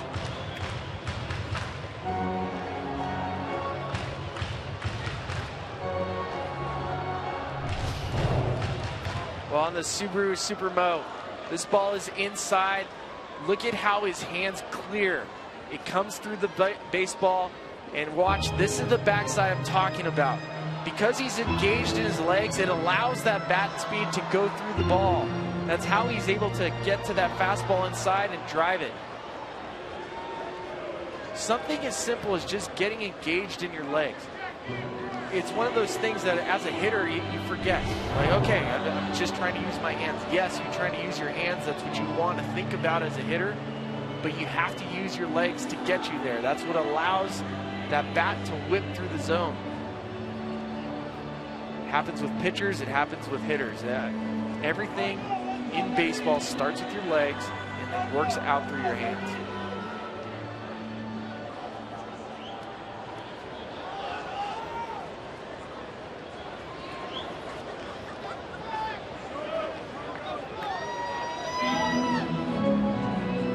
Cut jogs off, and we'll resume with a 1-0 count. Rockies up 4-2, nobody out in the 5th inning.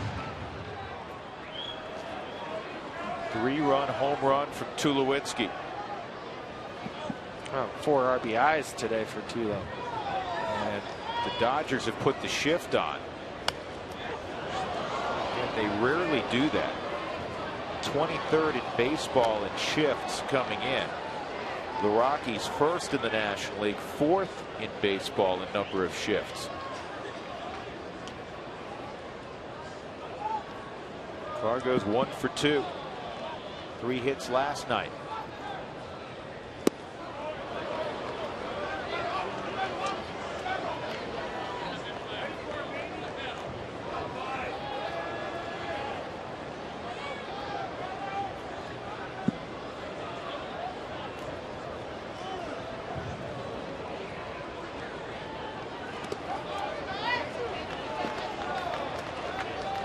See it, they're set up to throw a pitch off the plate. When you have the way the shift is, you're assuming that you throw a ball that far off the plate that the hitter's going to hit it where the shift is, or where the shift is not. But I know what they're thinking with Cargo is that he's going to get around that baseball. Fouls it off. Josh Raven, you saw a moment ago, saw him make his debut last night. In his debut, he ended up getting the victory. Long-time minor leaguer. I don't know how he's throwing 99 miles an hour. Why did it take him so long? Yeah.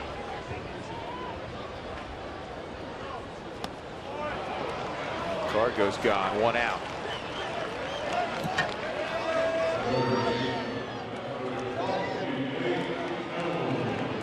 That'll bring up Arenado. Deep drive to left. He flirted with a home run his first time up, and then he struck out on a 3-2 pitch in the 3rd with 2 aboard.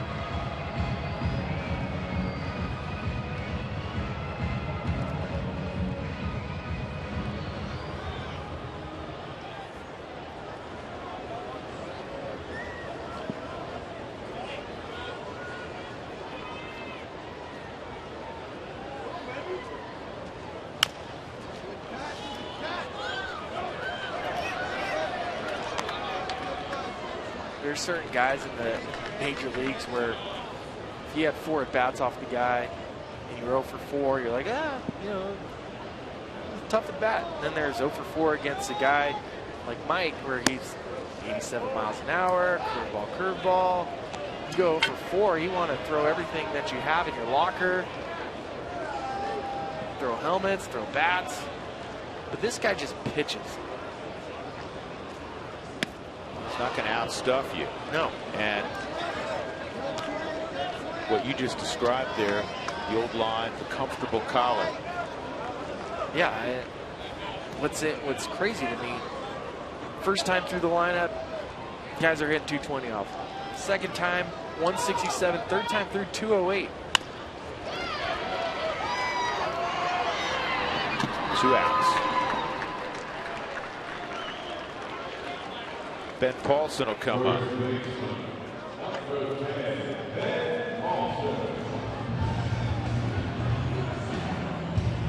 Rockies in the midst of a stretch where they'll play 18 of 24 games here at Coors Field. They entered play tonight just 9-15 at home.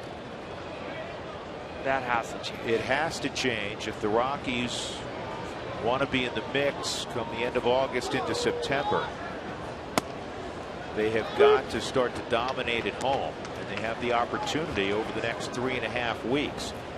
Miami comes in over the weekend, a struggling Miami team. Then they'll face a tremendous St. Louis team. This has popped up. And after going to Miami and Houston, they'll come home. They'll face Houston, Milwaukee, and Arizona. And 2 of those 3 teams obviously struggling. The Rockies are out in front 4-2.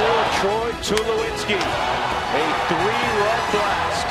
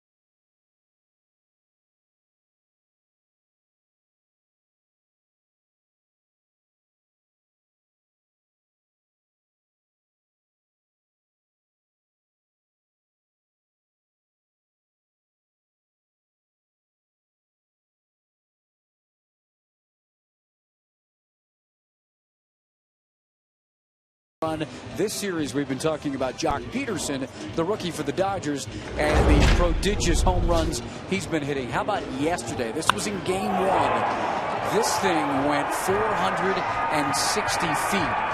The 3 home runs that he hit yesterday went a total of 1,394 feet. Now, I'm in the rock pile. If you go that way, it's Park Avenue West and Delgany.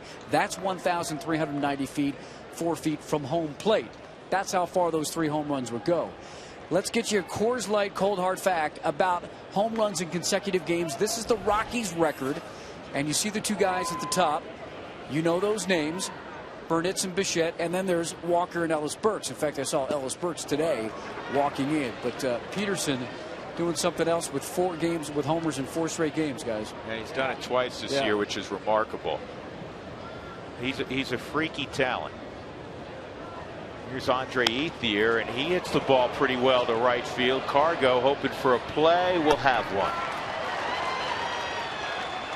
Cargo, every once in a while, you know, he tries to deke the runner. Sometimes he dekes the announcers. He didn't get me. That ball didn't sound good off the bat.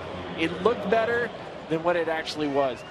I'll tell you what, though, when it gets warm in June, July, some of those balls do tend to carry. Well, last night, Charlie Blackmon on the ball we all want to forget about that Alex Guerrero hit for the grand slam. Charlie said off the bat, I knew it was hit pretty well. He said, but I thought I had it the entire way.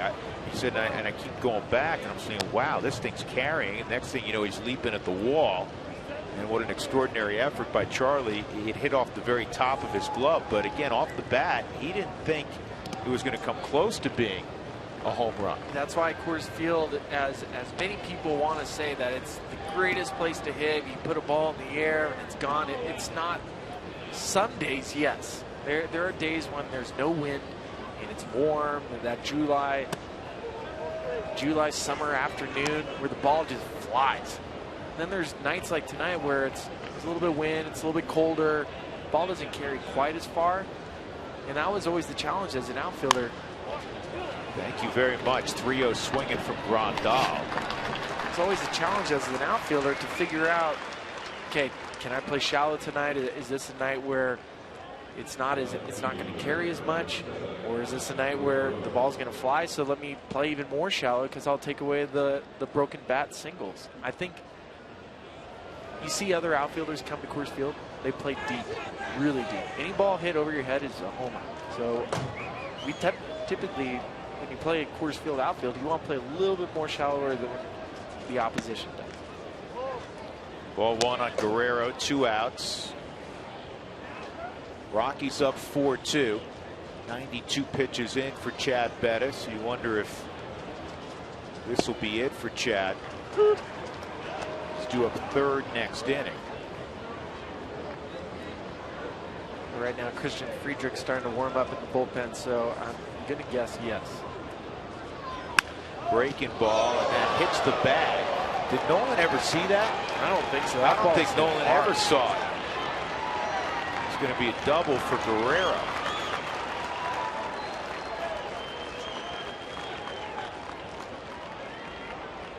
That ball was hit hard and hit right off the bag, but what I want you to see is Brandon Barnes in left field do his best infield Tulowitzki.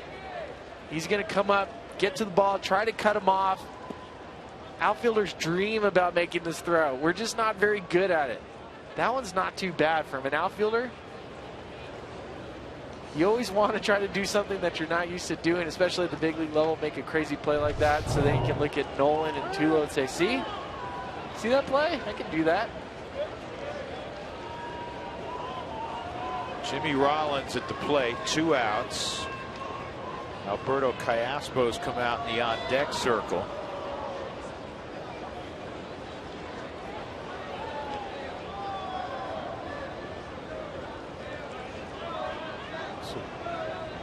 Bettis trying to preserve the 2-run lead. And the aforementioned Christian Friedrich throwing for the Rockies.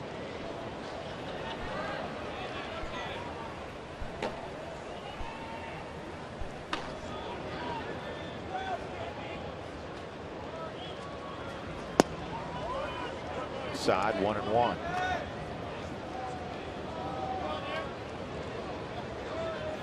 Walt visited in the 8th inning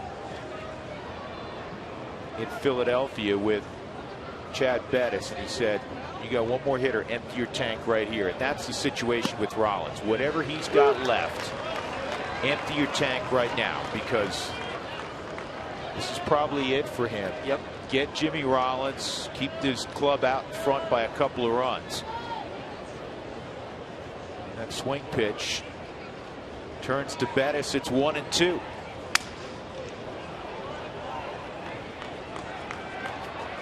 There's that natural cutter at 93. And I love how Chad loves to challenge the lefties in on that. He's done it to Adrian Gonzalez tonight. He's done it to Jock. He ended up hitting him in the arm with it. But that natural fastball and your ability to get left-handers out, that's what separates good starting pitching at the major league level. Can you get a left-handed lineup out? Can you get a tough lefty out with a fastball? And Chad's proving he can.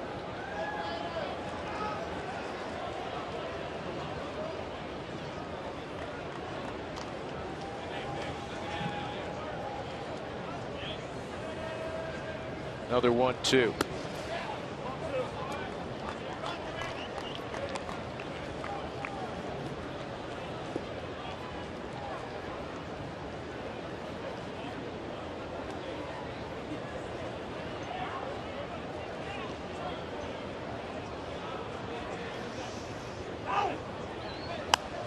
And the curveball's fouled off.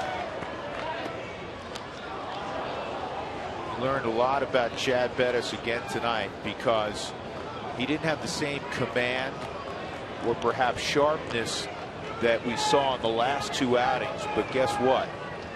He has still been very, very effective. Well, he shows he competes. That's all you can ask for. You want a guy that's going to be up there and compete. It's whatever he has. 2-2, and it's on the ground to second. DJ handles it nicely. Good job. And Alex Guerrero left at second. 6 terrific innings from Chad Bettis. He walks off with a 4-2 lead.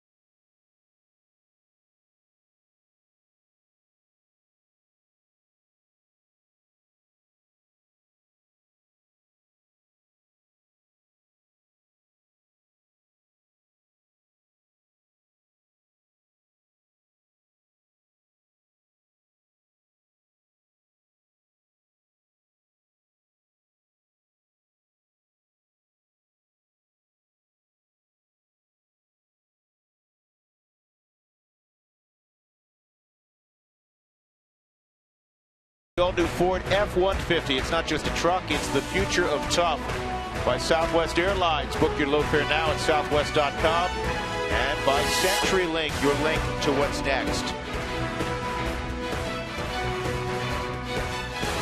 Rockies leading 4-2. They were down 2-1 last inning, and Troy Tulowitzki hit a 3-run home run.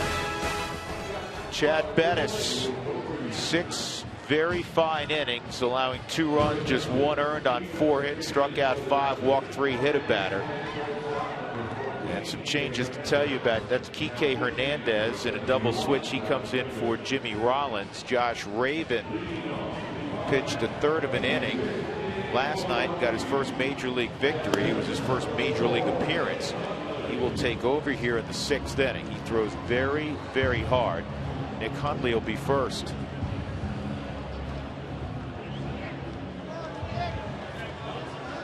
Hundley, Barnes, and then a pinch hitter.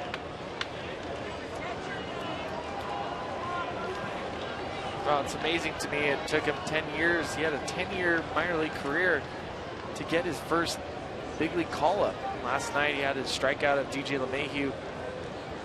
Talked about it. He throws 98, 99 miles an hour.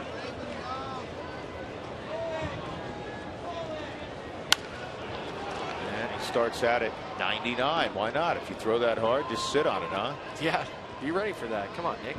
You know it's coming. 27-year-old Josh Raven. In his minor league career, he struck out 522 in 562 innings. Not a surprise. The reason he probably took a while to get here is he walked 371 in 562 innings. So he had a very high walk rate.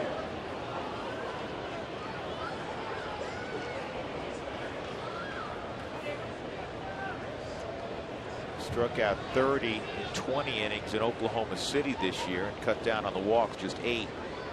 Here's the 0-2. That's a hard fastball. I mean, from up here, it looks a lot harder than 99. I'm glad I'm sitting right here. Game's a lot easier up here. Way easier. Actually, it looks hard from right here.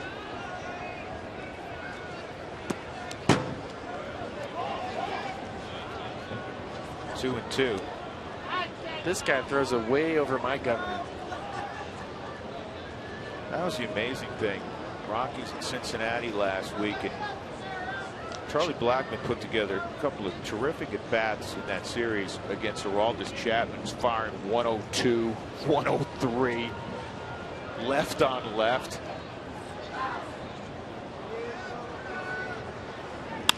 And this ball pulled to third. Turner throws out Nick Hundley, 1 out. Looking to come out to the game? There's always great Rockies tickets deals available. Bookmark Rockies.com/specials and check back all season.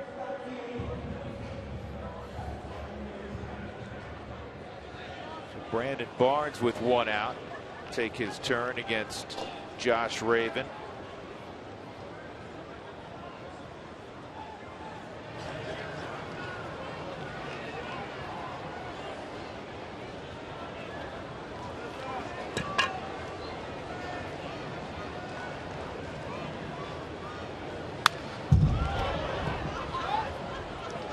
When you're facing a guy that throws this hard, you're only guessing fastball.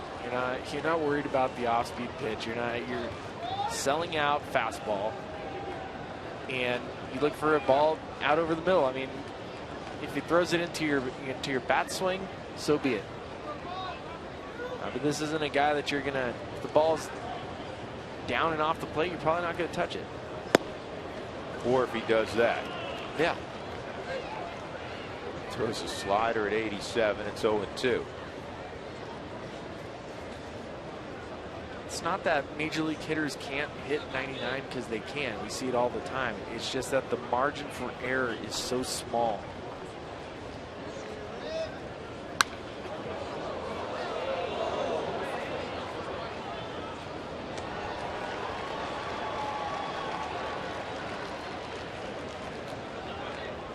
Bolsinger's numbers: 5 innings, 89 pitches, 4 runs, all of them earned on 6 hits, 3 walks, 3 strikeouts. The Rockies figured him out last inning. Single by Blackman, single by LeMahieu, 3-run bomb to Tulowitzki. Nice job covering that slider by Brandon Barnes.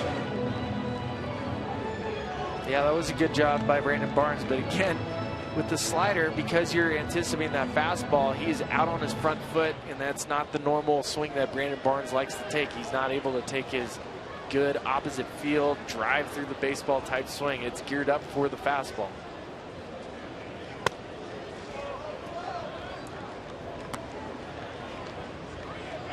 We've talked a lot the last few days about the energy and the productivity that Barnes has brought, that Ben Paulson has brought, and Walt Weiss joined us from the dugout in the 4th inning, unsolicited. That's what he said. Brought up Barnes and Paulson and what they've meant to this club the last couple of weeks. And this club has played its best baseball since the opening 10 days of the season. 2 outs, and that'll bring up Daniel Descalso, pinch hitting for Bettis.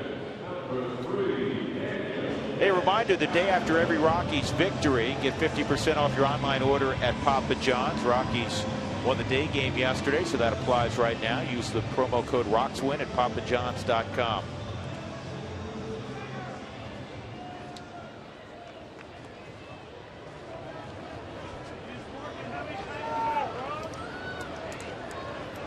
Daniel hitting .381 against Dodger pitching this year.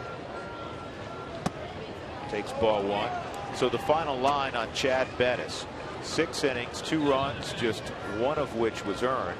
4 hits, 3 walks, 5 strikeouts. He hit a batter. That was John Peterson. His ERA lowers to 2.70. This ball's lined to right. Get down. It will, in front of Andre Ethier. Descalso continues to swing the wand. Love it as a pinch hitter coming up, facing 98 miles an hour. He gets a first pitch off-speed pitch, so you're going to sit fastball. And that's a ball down and in. Descalso's able to hit it right in front of Andre Ethier. Ethier leaving his feet, saved by his throwing hand. If that ball gets past him, Daniel should be standing at third. Gets a good bounce for him where Andre gets lucky.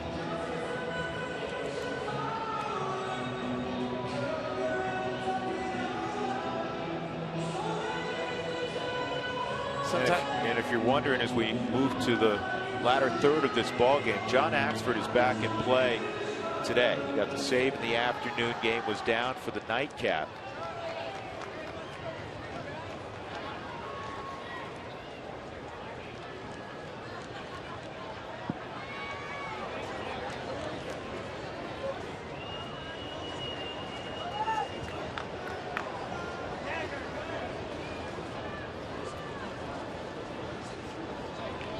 Well, Blackman showed me he loves a good hard fastball. I remember the homer he hit off Kimbrell this year.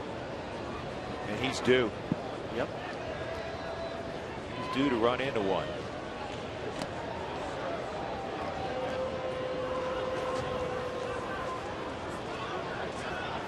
Leadoff man at the plate with the lead at 2 outs. Always a good running situation. That's why Ravens paying close attention to Descalso, who's probably an average runner, but still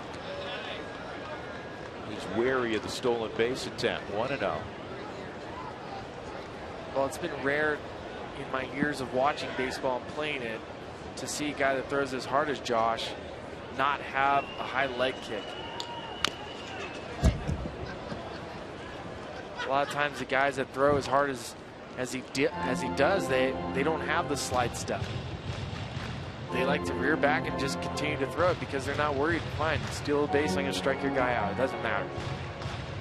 But as a base stealer, you know that. So let me get myself in a better position for Charlie Blackman. If he does hit a ball down the left field line, if he does ground a ball up the middle, I can get an RBI for my team. I can get an RBI for Charlie. side.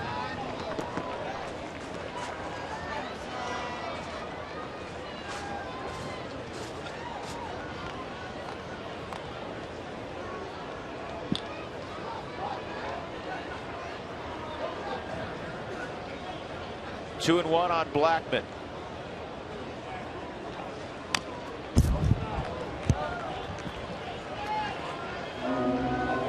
Two strikes for sure. I'm thinking stolen base. If I get thrown out and it's a ball for Charlie, he gets a lead off next inning with the clean slate.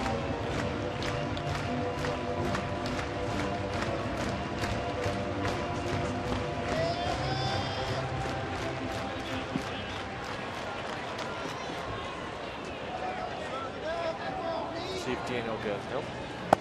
High and tight, 3-2. So he'll be off with this next offering. Rockies up 4-2 on a 5th inning 3-run home run from Troy Tulowitzki. Back-to-back ball games. Troy has hit a home run to give the Rockies the lead. Line drive down the left field line. Descalso will get to third. Blackman with 3 knocks tonight. Rockies in business with 2 outs, and DJ coming up. Love the approach by Charlie Blackman right there. Just put the ball in play. You know you're getting the heater. Ball's out off the plate. Charlie just puts the barrel to it. Simple as that. Justin Turner tries to get to it, but it's well past him. I love that Daniel Descalso goes first to third. If Alex Guerrero even tried to throw the ball to third base, Charlie Blackman was running hard out of the box. He would have been standing on second. It would have been a perfect opportunity for DJ. Second and third. Runners in scoring position. Wow, that was Charlie's first 3-hit game since May the 15th. Told you he was due to get heated up. Yeah, you said it. Here's DJ. He's been hot all year. 1 for 2 and a walk. 26 ribbies for LeMahieu, and he takes a strike.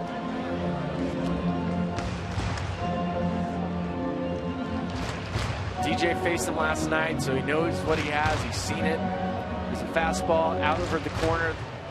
Struck him out looking last night. He'll be looking for something similar.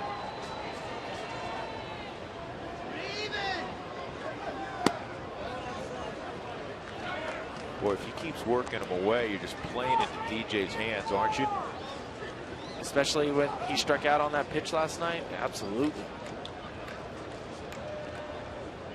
Rockies 2 for 7 runners in scoring position. They lead baseball in that statistic. 1-1. And that's a strike. Came in at 97. Just touched the inside corner, according to Jeff Nelson. Dodgers 0 for 6 tonight with runners in scoring position. The Rockies were the 2 lows tonight, 2 for 7.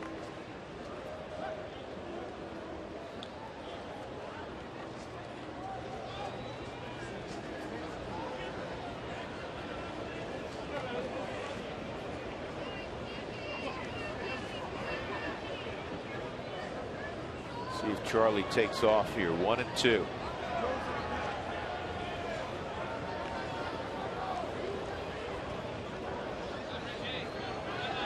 Create some chaos right here. Not going. Sliders well off the plate. 2-2.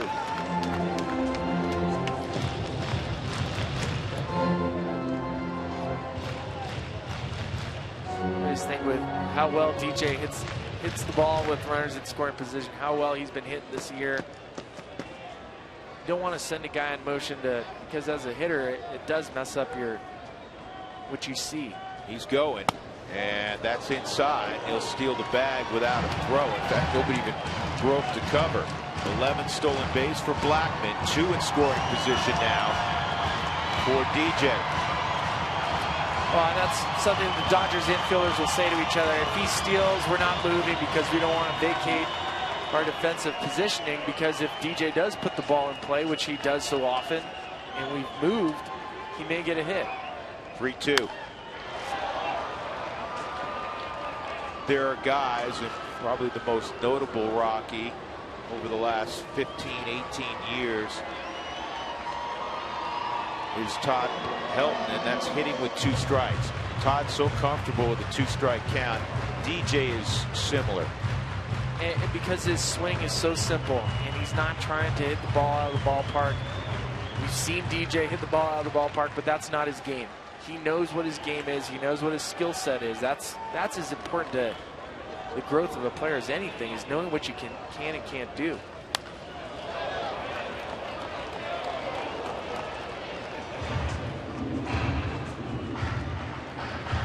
.223 batting average with 2 strikes. It's ridiculous. I mean, that is league average is down to 160. I have my notes over here. I'll tell you exactly what it is. Well, historically, it's around there. 170. 171.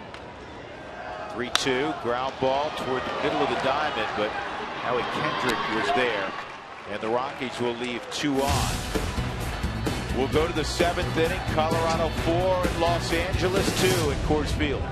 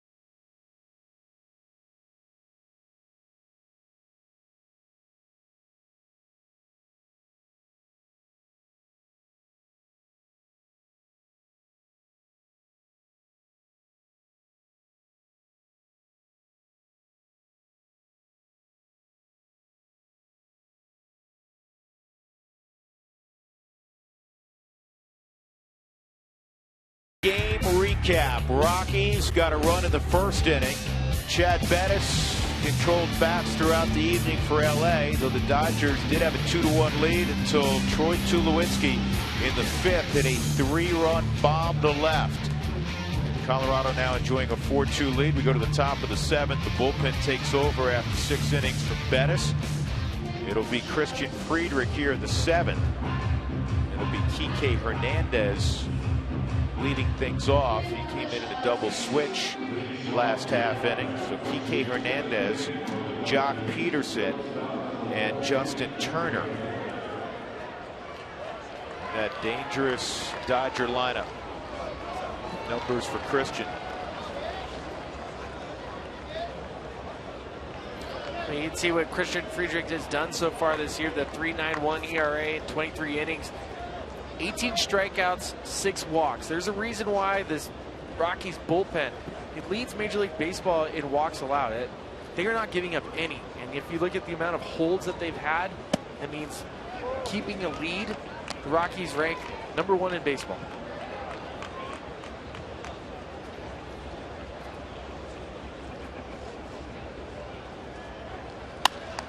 High fly ball that's got too much spin on it. A little bit of wind, and it's going to land a couple, 3 rows deep. 1 ball, 1 strike.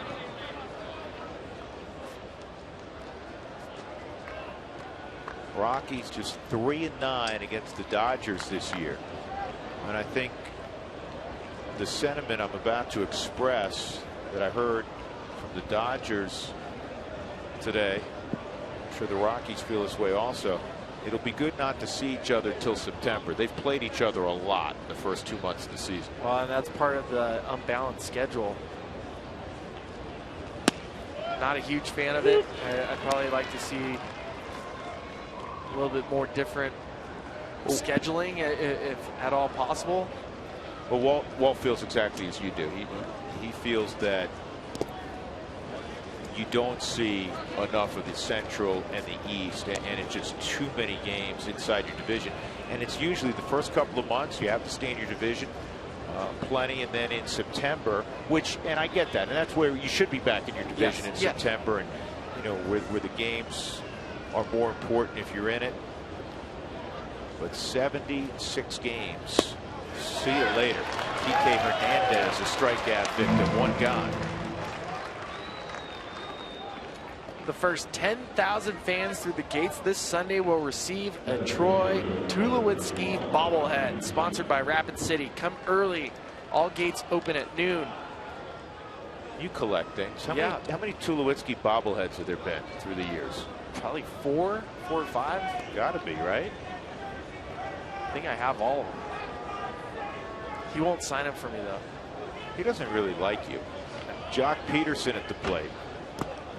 And it looked like he went. And the third base umpire, Chris Caccione, said absolutely. Who was the original mastermind behind when Craig Biggio had his 3,000th hit? You were talking about it earlier. Yeah. And shortly thereafter, because Tulo's, the precocious young kid that he was, said, I bet you I have 3,000 hits going back to T-ball. So you all gave him a certain number of hits in T-ball in his first few years of Little League. This is on the ground, and it's going to get to the left side. And a base hit for Jock Peterson. Yeah, I think we calculated all Tulo's hits from T-ball through professional baseball, and he had something like 1,900 hits that we calculated out. And you had it in big numbers. So if he went 2 for 4 that night, we added to it. You added 2. That's something you would have done. Were you in the middle of that? I was in the middle of it, but Josh Fogg really ran with it, because Tulo said some things when he was a younger player that made no sense. It was, being a young, naive guy out of Long Beach State that has all the world of talent, and that's almost what made him so endearing to his teammates. Is that childlike, hey, I have to have 3,000 hits. That was funny, because I remember that well when that was circulating. The story was circulating in the clubhouse. Oh, yeah, it was great. 0-1 on Justin Turner. And for months, that was above his locker, what his hit total was. Yeah, we kept the tally for him. Ground ball toward the hole, and it sneaks through.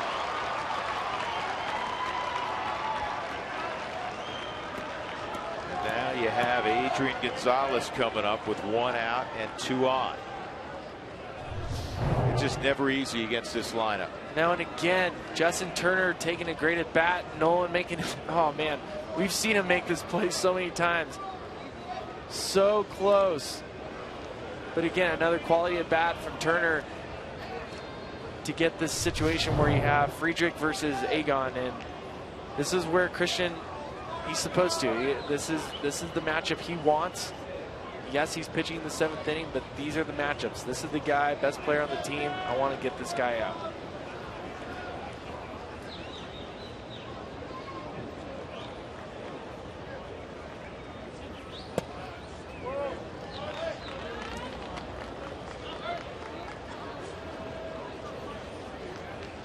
We have Brooks Brown warming up in the bullpen for the Rockies. Right-hander, if you do have to face Kendrick. I'd like to see a double play ball right here, though, so you don't have this situation. Here's the 1-0. And that misses 2-0. This is where Adrian Gonzalez is such a pro. He knows when to expand and when not to expand. And he is a master at getting the count in his favor. Well, and he trusts the guy hitting behind him. I mean, it comes down to something as simple as that. He doesn't feel like he has to do it.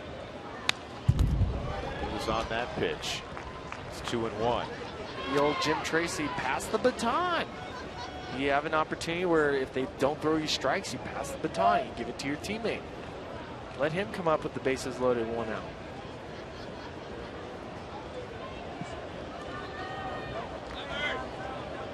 like that we've had a Clint Hurdle reference and a Jim Tracy reference. Trace will be coaching the U.S. team in the Pan American Games.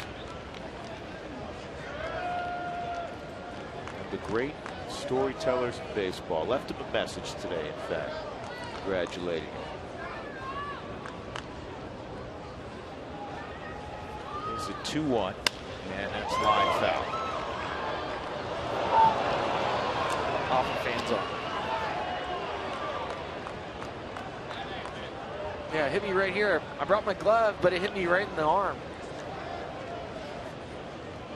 Good thing you brought your glove.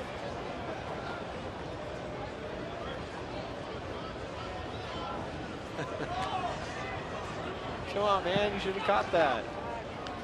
You're killing him.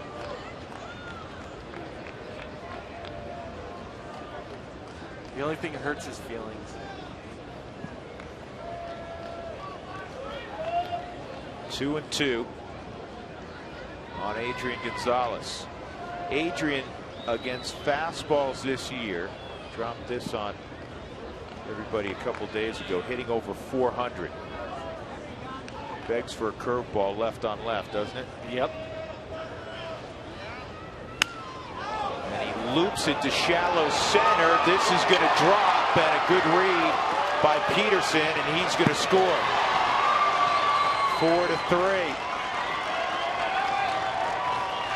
39th RBI for Adrian Gonzalez, and even when you make seemingly a good pitch on him, he comes through.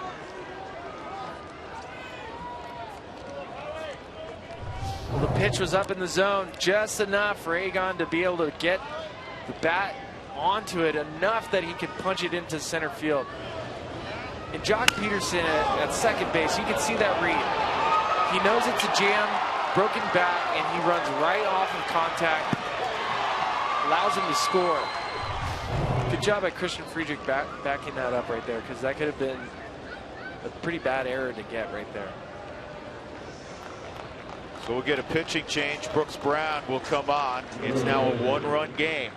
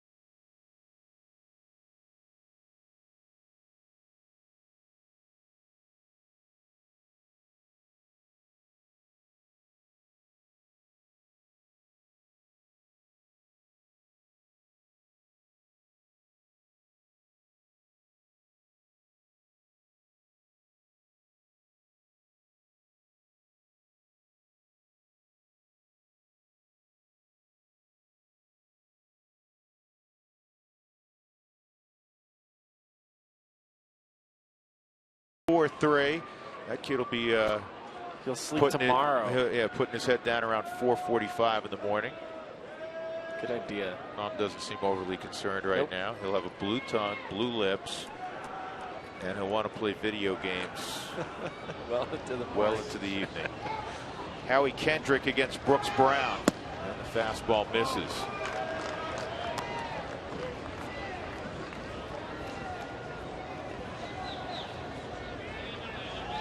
Well, Brooks Brown, what he's done has been really good. And when you talk about inherited runners, he's been one of the better guys out of the Rockies bullpen. He is not allowing these runners to score, which as a reliever, I'm not giving the kiss of death, am I? When I mentioned inherited runners? You're just passing information along. All right, well, let's just say he's good at stranding him. 2-0 the count.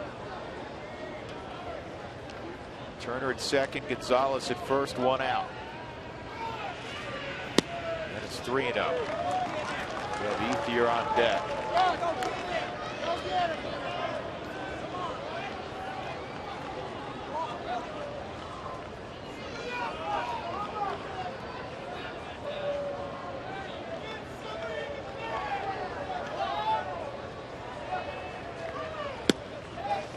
Ball 4, now they're loaded up. 4-pitch walk to Kendrick.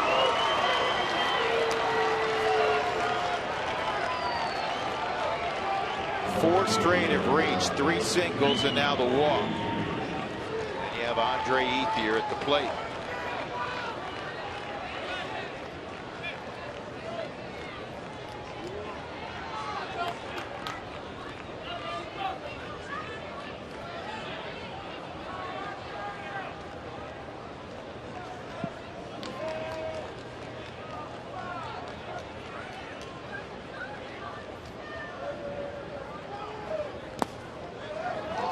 Straight out of the zone. You can't put good hitters in hitters counts. No, you can't. And you can't put fastball hitters in fastball hitters counts.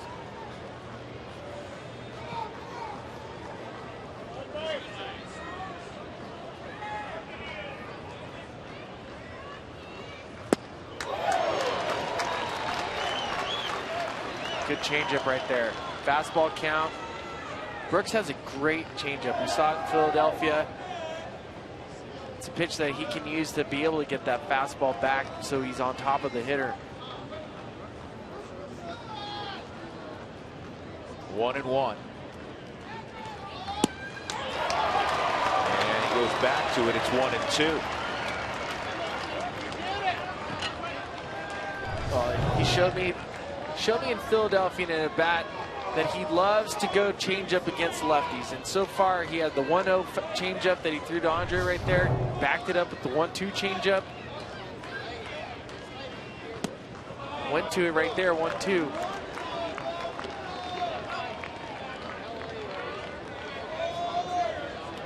Ethier 10th in the league in slugging percentage. He's had a very good year, .532. Tying run at third and Turner. Gonzalez at second. Kendrick at first.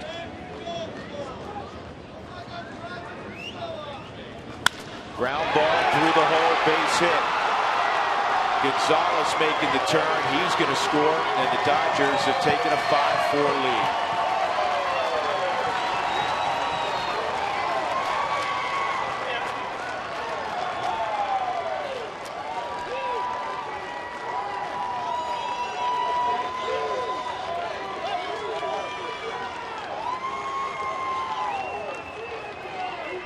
Entire bat, Andre Ethier was hunting fastball. The last changeup was down the zone, so he had to come back with the fastball.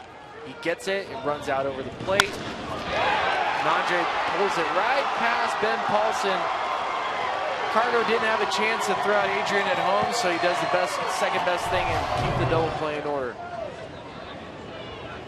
And he'll be back on that Rockies offense as the Pen unable to hold a 2-run lead.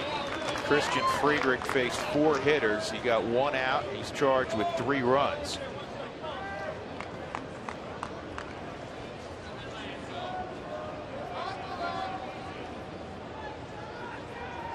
Yasmani Grandal with an 0-1 count.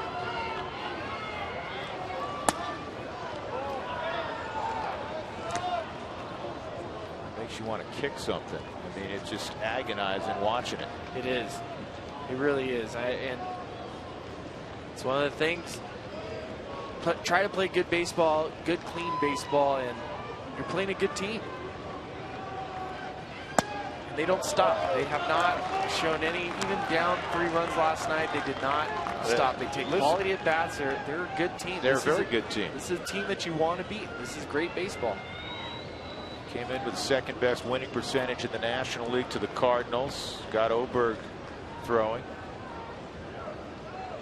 2-1 on Grandal. And it's 3-1. And you know what? Brooks Brown, I'll tell you after in the clubhouse, he can't come out of the bullpen and work with 2 guys on and walk the first guy on 4 pitches. He can't.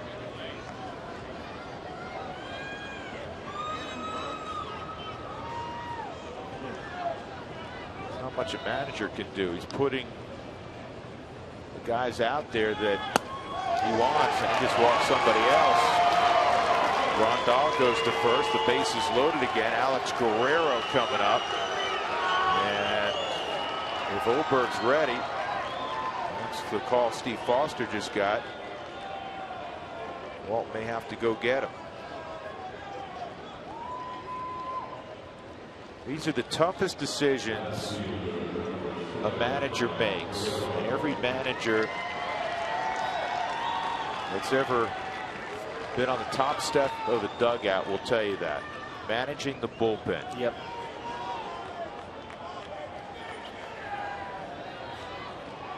And Walt's going to make the move now.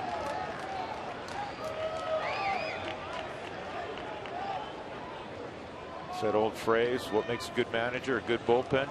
Yep. You need a good bullpen to make a good manager. Joe Torre made a career out of it. Dodgers out in front 5-4. Scott Oberg on.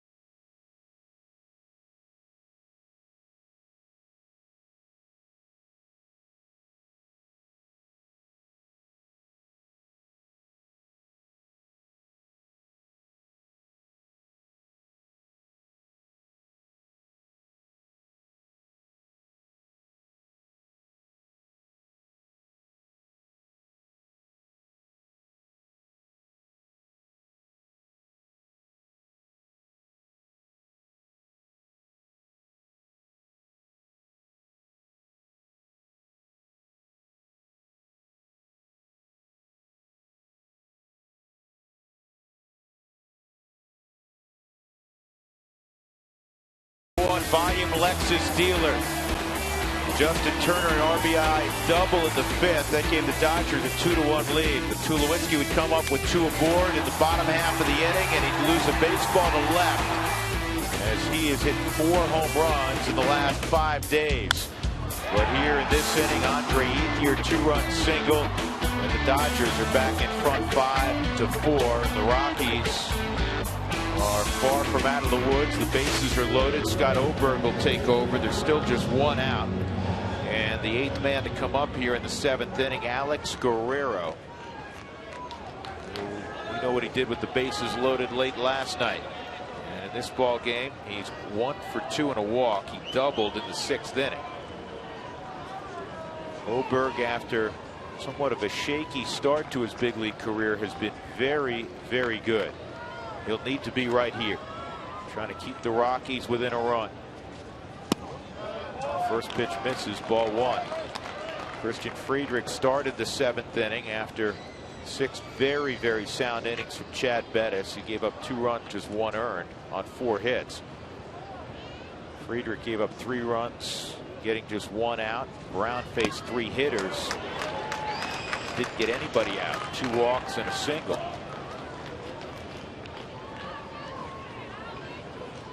Well, Oberg threw 2/3 of an inning yesterday. No runs, no hits. Saw him touch 97 in Philadelphia. First career save. He's been put in many more situations since his second call up by Walt, because he's starting to trust him more and more. The stuff is there. He's got electric stuff. Well, that save on Sunday in Philadelphia was impressive.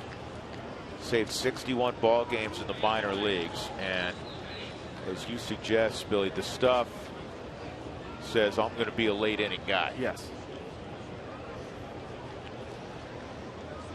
Kind of a baby-faced assassin. Yeah. He's a tough kid. This is slowly hit. Is it hit hard enough to turn 2? There's one double play. Nicely done by Tulowitzki and DJ, and that is huge. Otherwise, another run scores. So it's 5-4 LA as we stretch in the 7th.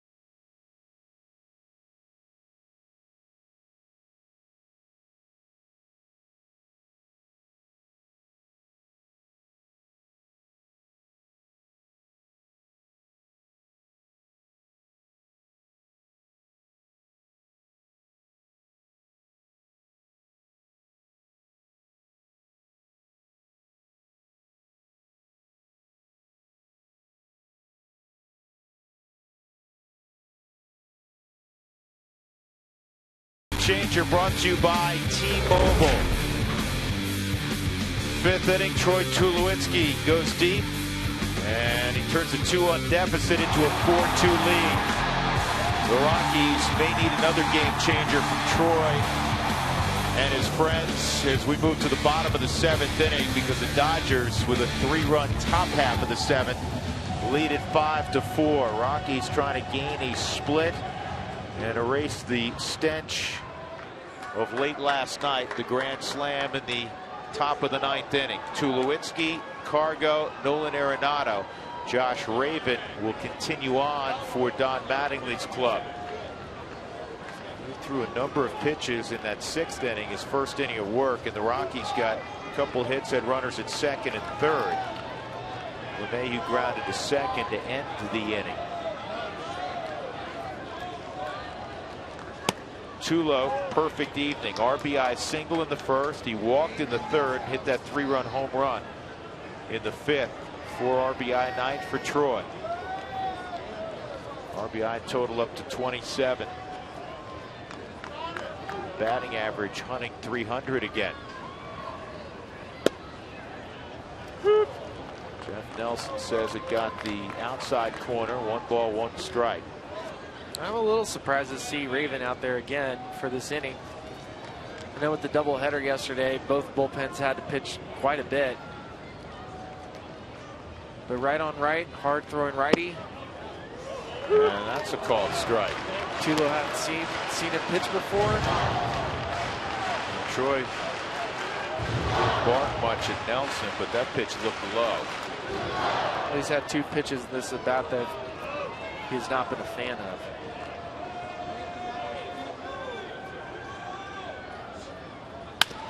Ground ball to Kendrick.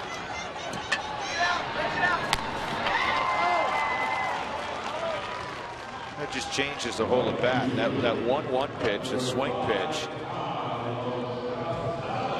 I mean, batting average just completely changes. If you're in a 1-1 count and it goes to 1-2, batting average drops to 174. If it is a strike, if it's a ball and he's 2-1, the batting average goes to 248. That's how significant a swing in batting average just that 1-1 strike call is. Changes your batting average by nearly 70 points. Cargo 1 for 3, and he gets under this one. Peterson was really deep, and that's a heck of a play by Kike Hernandez. That's about as far as you'll see an infielder venture into the outfield to make a play. 2 outs. I cannot remember another time I've ever seen an infielder get that far out into center field, and Kike is a great athlete. We've seen that. He's been playing. He played center field in a Dodger game at Dodger Stadium. Made a great play in center field. He looked like an outfielder right there. Hey fans, it's time to vote for your Rockies All-Stars. Vote 35 times on the 2015 Esurance MLB All-Star Game ballot exclusively at Rockies.com. Vote now and vote for this guy. This guy is Nolan Arenado, and he deserves to be in the All-Star game. It's a strike. 2 outs, nobody on. Nolan really hit 1 out in his first at bat to left field. Alex Guerrero made a really nice catch. Strikeout and ground ball to short. This ball to center field right at Jock Peterson. Raven works a 1-2-3 7th inning. We'll go to the 8th. It's 5-4 LA.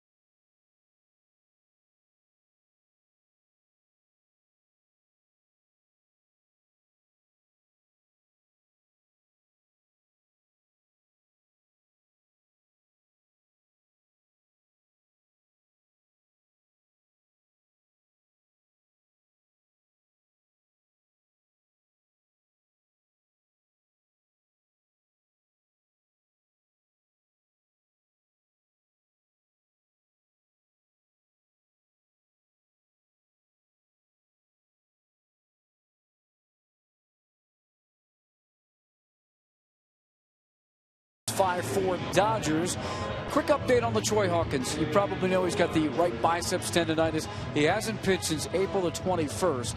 He is on his way to Albuquerque. He'll join the Isotopes in Albuquerque. They're playing Iowa, the Cubs, and he is expected to pitch in rehab there again. Now, this is the second time he's been out. Guys, he hasn't thrown since April 21st, so we'll see when LaTroy gets back with the big club. But saw him leave today, threw a bullpen yesterday in the live hitters, and threw a little bit today, and then he was on a plane, so he's going to Albuquerque. All right, Mark, thanks very much. How's that suit holding up, by the way, with the rain? You know, people ask me that all the time. I said, it's called dry cleaning for a reason. So even if it just, rains. It's not going to fall apart on you, is it? Oh, this thing's mint. Looks a little tighter. Did it shrink on you? Nah, it's perfect fit. Come on. Nicely done, Mark. Yeah, you're the best.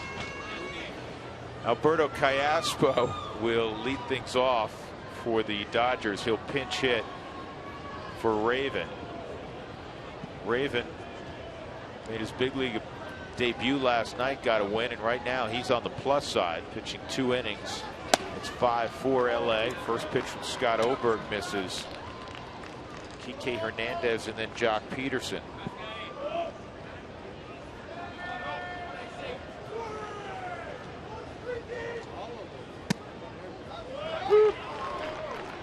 Six on the knees. He's another guy that skill set wise doesn't wow you. I think when he was with Kansas City, came up with the Angels, and for a while it was Eric Ibar, the shortstop, and this guy right here, Alberto Callaspo, the second baseman. They were an incredible duo all through the minor leagues. But this guy just takes quality at bat after quality at bat. Knows his skill set, is a tough guy with 2 strikes. Puts the ball in play. 52 home runs from a guy that you would never expect 52 home runs for. No, agreed. 2-2. Uh-oh, this one's a big chopper. Oberg. Oh, there's Nolan. Don't worry. I thought Oberg was going to grab it. Nolan came flying out of nowhere like Superman, grabs it with his bare hand and beats Callaspo, running out of the left side with decent wheels. This is the second base hit Nolan's taken away from somebody already tonight. That's no man's land for an infielder. The snap throw. There's nobody in baseball that does that better. I think of Adrian Beltre when he does that play. See how he catches the ball? He throws off the wrong foot. And that's 1,000 miles an hour to Ben Paulson. Good play by Paulson to catch that baseball. And it's not even close.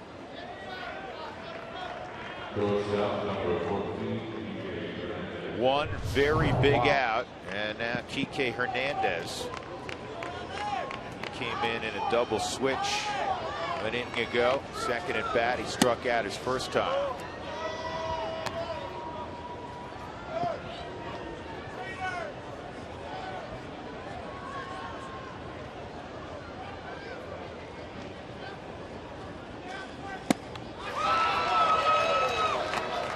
Libertor, one of 4 lefties they have down in the bullpen.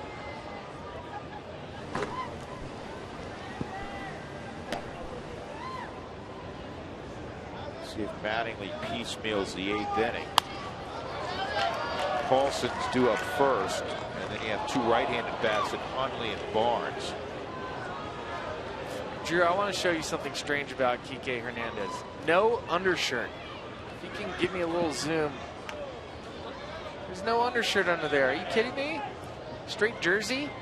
That's unusual, huh? Pulls this one foul.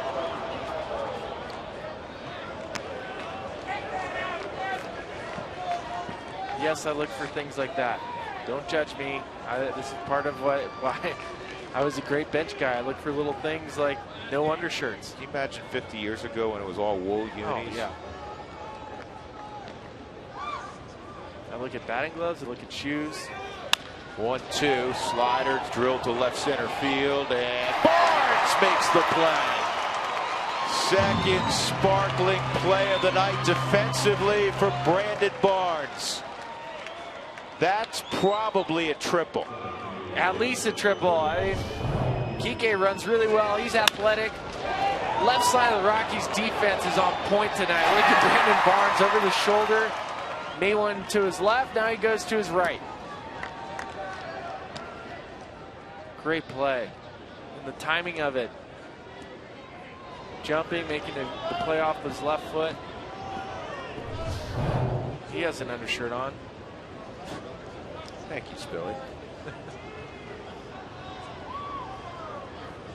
Undershirt, no undershirt with Ryan Spilborns. Yeah. Jock Peterson. A strikeout. He was hit by a pitch, a walk and a run scored, a single and a run scored. 1 ball, 1 strike.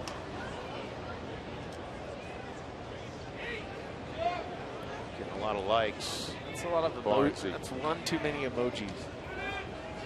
Just 1? Yeah, I think he got it with the first eyeball on fire. The first 33. That's right. Things in excess. More emoji. Jock Peterson. His dad reached the big leagues. Jock told me today his dad wore out his arm throwing BP to him growing up. They had a hitting cage in their backyard. He just did it again. That's his 5th home run in the last 5 games. A home run in 5 straight. It's 6-4 LA.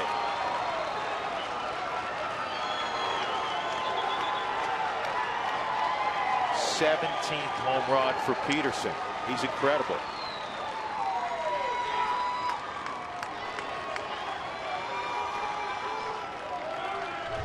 Well, what makes him so special is his ability to hit the ball opposite field. Look at that's a fastball running away from him.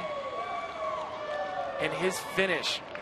I have not seen a finish that violent on his backside in a long time. I'm still trying to think of who he reminds me of.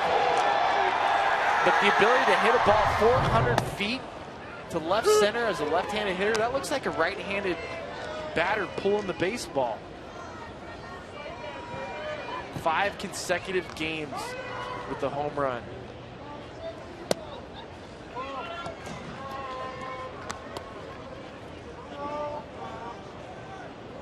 Turner 2 for 4, single and a double.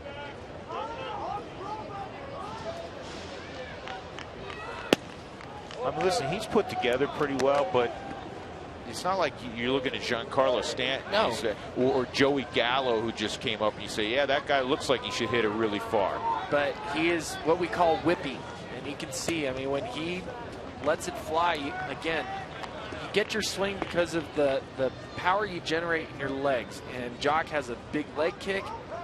He drives with his hips and his legs, and then that bat, the 34-ounce bat, just whips through the zone.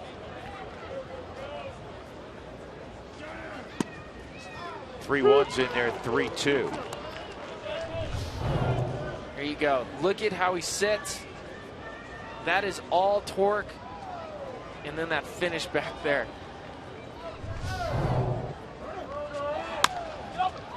And a ground ball to first. Paulson's got it over to Oberg. So it's 6-4 LA as we go to the bottom of the 8th inning.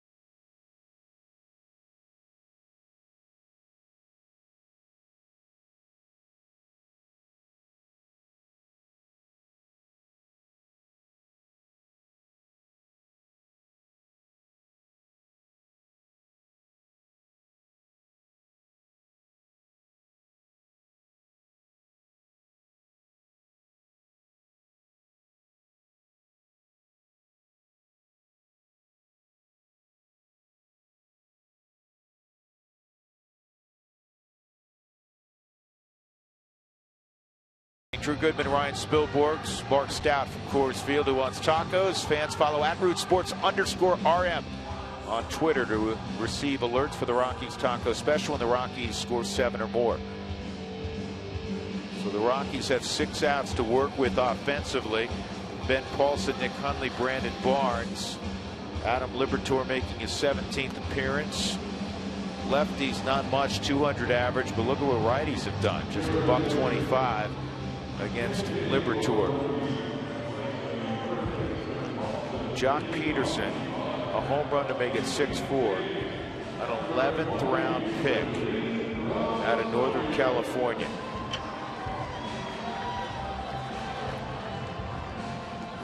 There were some people around baseball who were wondering how he'd handle playing center field. He's been a plus defender in center field so far. I've heard one comparison, if people remember him, you probably remember him, Drew, Fred Lynn. Sure. That's one of the guys that I've heard a comparison to. Rookie of the Year, MVP. 75. Jim Rice, as you see, Willeen Rosario's pinch hitting for Ben Paulson. Jim Rice and Fred Lynn, both rookies in that 75 season, a special one for the Red Sox. Fell short of a title. They finished 1-2 in the Rookie of the Year and 1-3 in the MVP voting. Rice finishing third. 0-2. You wondering why right-handed hitters aren't doing so well against Liberatore is that pitch right there. It really allows him to throw the fastball. It's not going to overwhelm you with the fastball, but that pitch sets up the fastball later in the count.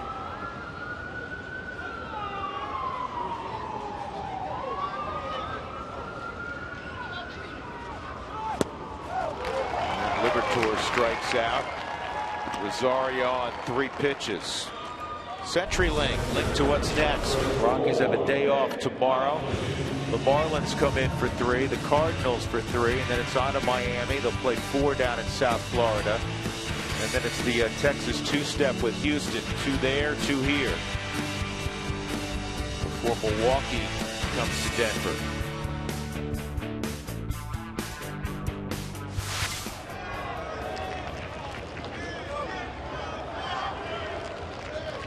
Nick Hundley tonight 0 for 3.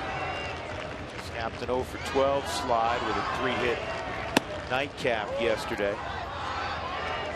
Rockies 4 runs, 8 hits. 1 error. Cost him a run, actually. 6 runs, 10 hits for the Dodgers. This is the team the last couple of years, really throughout their history, that the Rockies have struggled mightily with. You see each other so frequently inside the division. Going back to your playing days, Billy, was there a team in the NL West that you despised above the others? The Giants. Giants well above the others. But the Dodgers, there's a time where Yorvik Torrealba is fighting Matt Kemp. I mean, there was some bad blood between the two teams. 2-0's in there, 2-1. The Rockies all time 156-215 against the Dodgers. The Dodgers have won 101 ball games in Denver. They're the first opponent to eclipse the 100 victory mark here in Denver. 2-2. And you don't have bad blood against teams that aren't that good. When you're a good team, or you're facing a good team, that's where the bad blood comes, because you want to beat them. It's a good team that you're playing against. I want to beat these guys, so every little thing that they do, if they cheer too loud, it just ruffles your feathers. It makes you despise them even more. And when you face them 19 times a season, where you go into their backyard, they're coming to yours, it's like having that house guest that you don't want to be around anymore. Like, get them out of here. Nick Hundley trying to grind away. 2-2. Rockies down 2 runs. And he's gone. 2 strikeouts of right-handed hitters by Adam Liberatore.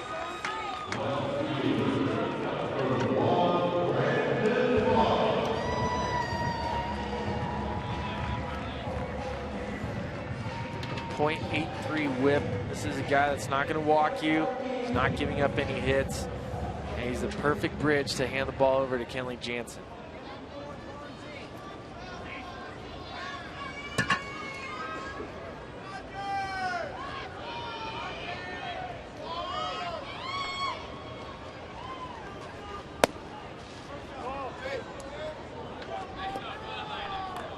Love to see what we call a two-out nightmare. Nobody on base, 2 outs. Liberatore's kind of flying through the lineup right here. Barnes gets on, and on deck is Fort McHenry. 2-0 on Barnes.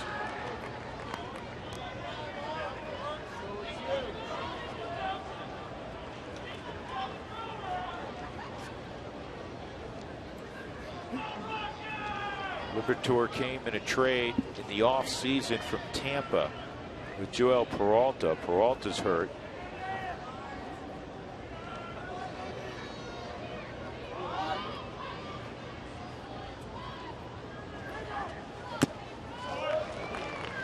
Liberatore made his big league debut April 17th against the Rockies, working a 1-2-3 ninth inning.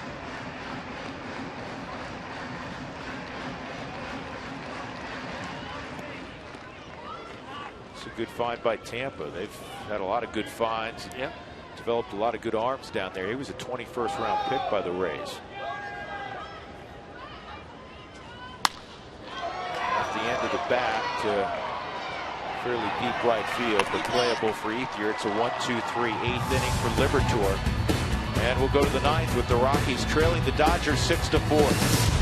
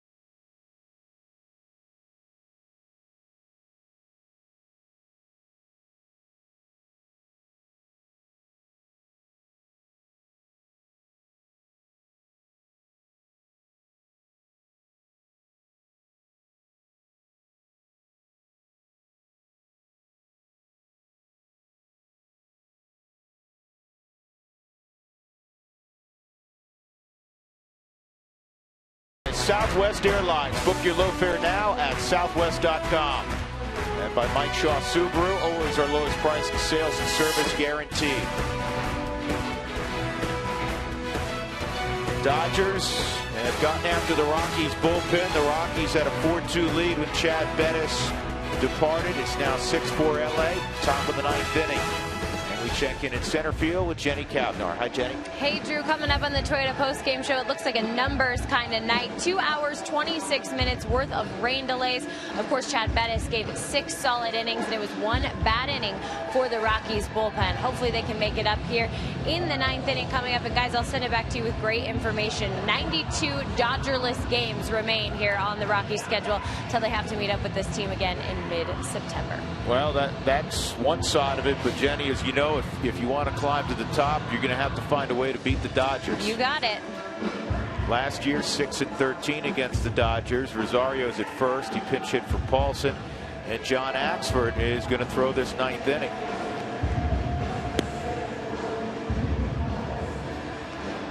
The Rockies down by 2 runs. It's Gonzalez, Kendrick, and Ethier for LA. You know who the Rockies are going to get in the ninth inning. They're going to get Kenley Jansen. Great. That's exactly how you draw it up.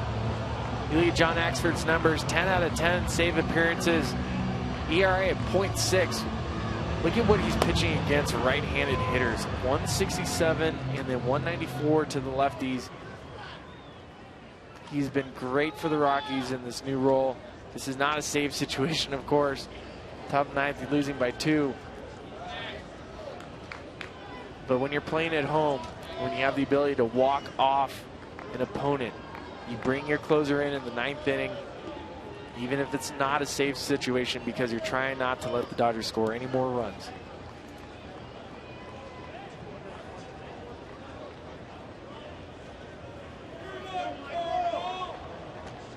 Gonzalez bloop single in the 7th inning to drive in a run, and that's a clean single. In fact, Cargo's got a long way to go to get to the baseball, and Adrian's going to try to stretch it into a double, and he will. Cargo is over in right center field, so a leadoff double by Gonzalez. 2 more hits tonight for Adrian, one of the leading hitters in baseball. Well, Adrian wasted no time. He gets a pitch, just swings at it. He doesn't know if it's a fastball, slider. I'll just get it and rifle it into right field. The ball is far to Cargo's left. He has to leave his feet, so it gives him no chance to make a throw on it, and that's a stand-up double for Adrian Gonzalez. His 20th double leads all of the National League.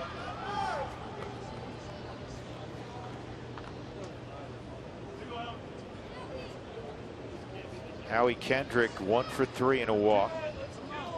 11 hits tonight for LA. Now the Dodgers had come to Denver in an offensive slump on the road. They had scored just 6 runs in their prior 6 road games, but they have swung it very well here at Coors Field.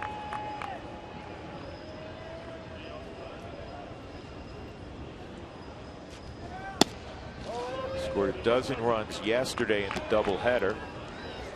As you look at Mark McGwire, they scored 11 runs on Monday. With the 6 tonight, that's 29 runs in 4 ball games. A lot of runs. Well, with the leadoff double, Major League Baseball has this run expectancy chart, and you can look at it, how many runs over the course of the year are you expected to score. So in this situation, with the Dodgers having the leadoff runner at second, nobody out, expected to score at least 1 run.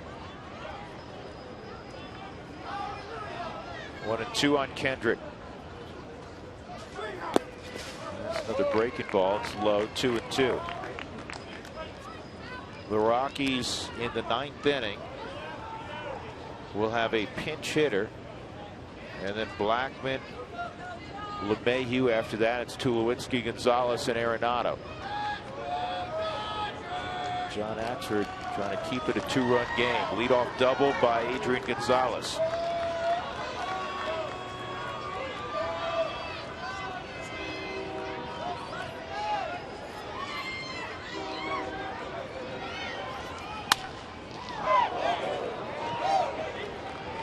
Davey Lopes reacted. Davey used to be really quick, and you know what? We got you, Davey. Age gets you a little bit. Davey kind of reacted after the ball went by him. He had a coffee for the 6:10 start, not the 8:20 start.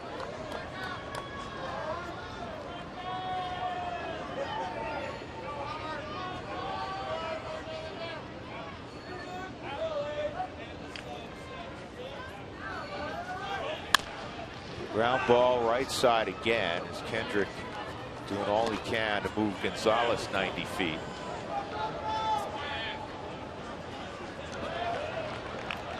And this is what makes the Dodgers so good.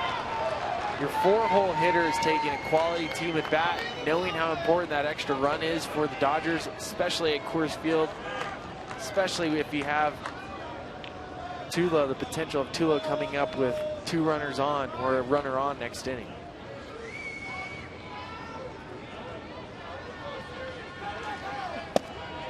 That was a good pitch. Yep, 2-2.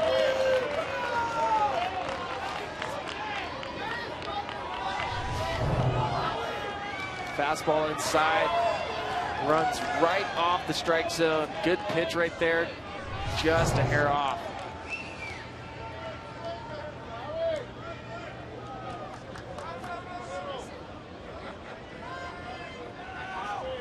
Got it.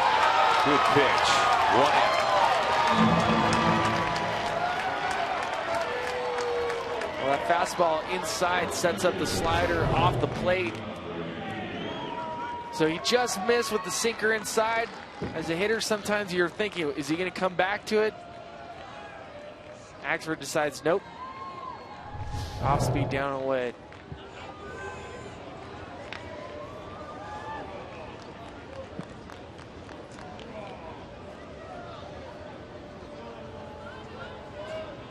Ethier, a 2-run single. His last time up on a ball down, he just hit it sharply through the hole on the right side. 22 RBIs for Ethier, who was supposed to play a secondary role on this Dodger team, a $15 million extra outfielder. But Crawford went down, Puig went down, and Ethier is playing like he's in his prime. Well, he told me one of the greatest things that ever happened to him was last year, not getting a chance to play that often. His knees were hurting, his back hurt, and the time off with Yasiel Puig, the other outfielders that ended up playing over him, really helped his body heal. So this year, coming into the season, he was in much better shape and physically in better condition to take a long haul like this with the Yasiel Puig on the disabled list.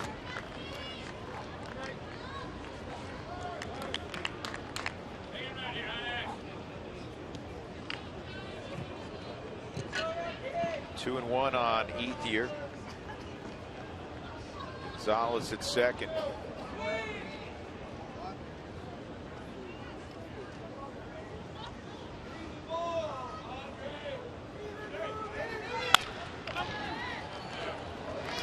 Rosario had to retreat to field that baseball. He did a good job with it. 2 outs. A little more difficult than it appeared. Top spin baseball towards Rosario.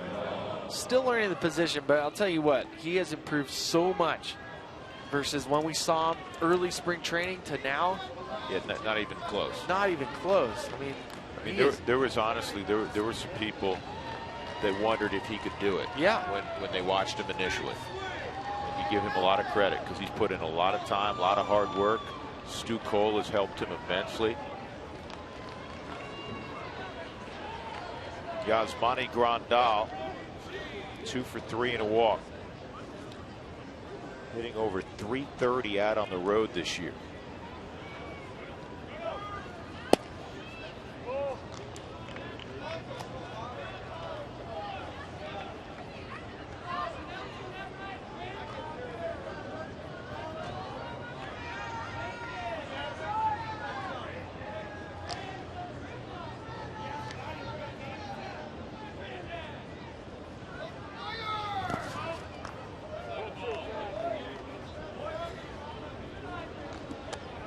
Two and oh.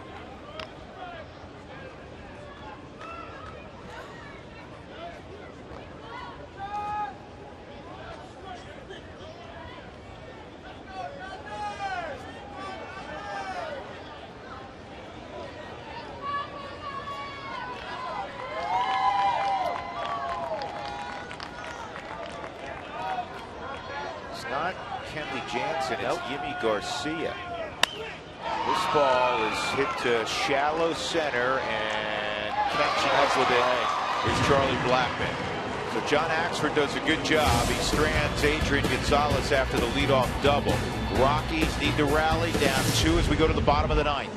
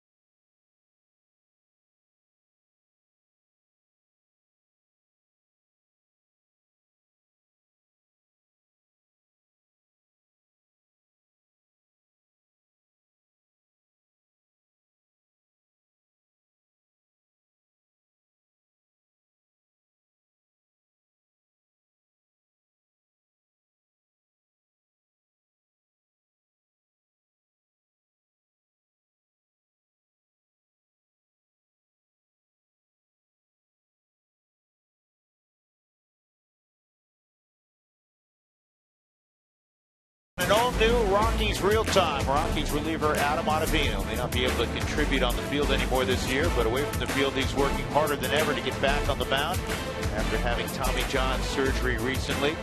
And when he's not getting treatment, he's probably got a camera in his hand, sharing his love of photography, unlike our old friend Michael Kadire. All that plus, Adam makes an appearance at the Root Sports Studios. That's Rockies Real Time, Friday after the ball game. So here we go, bottom of the 9th inning. Kenley Jansen threw only 16 pitches last night.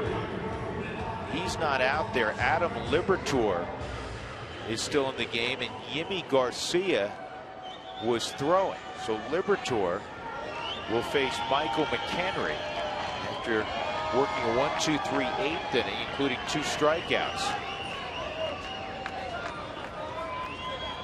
You look at the last 2 days, it really has come down to the bullpens, and the Dodgers bullpen doing a very good job of keeping the Rockies from scoring those extra runs. Listen, the Rockies got the start they were looking for from Chad Bettis. He was not quite as dominant as his last 2 starts, but it was plenty good. 1 earned run over 6 innings. A 2-run lead and handed off to the bullpen. Unfortunately, it's another tough night down there. Rockies trying to get after Liberatore. It's a 1-1 count. Now, Liberatore worked an inning and a third last night. He gave up a run on 2 hits. He also walked a batter, so there were a number of bullets thrown last night. And here he is working multiple innings tonight. Well, and in the bullpen, we have J.P. Howell warming up with Yimi Garcia. You just mentioned that, but they're set up to match up if they have to. They will try to piece together a win, not using just one guy tonight. Henry will always give you good at bat. Yes, he will. 1 count.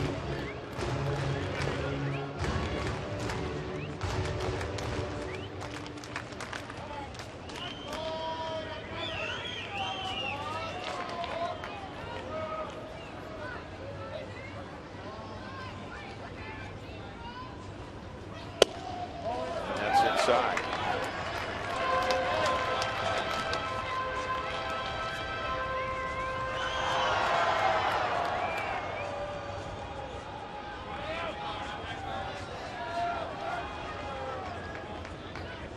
Mattingly was able to use Raven for 2 innings.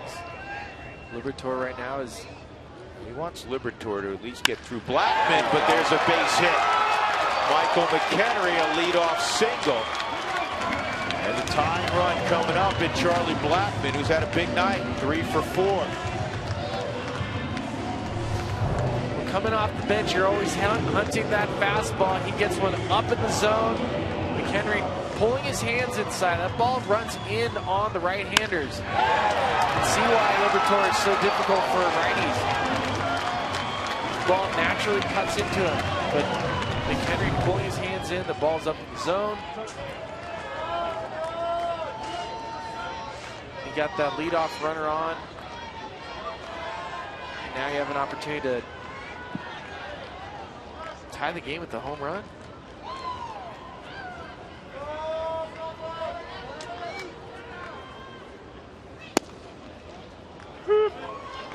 Strike 1 on Charlie. Blackman's evening. That's his first at bat. A double. He would score in the first inning against Mike Bolsinger.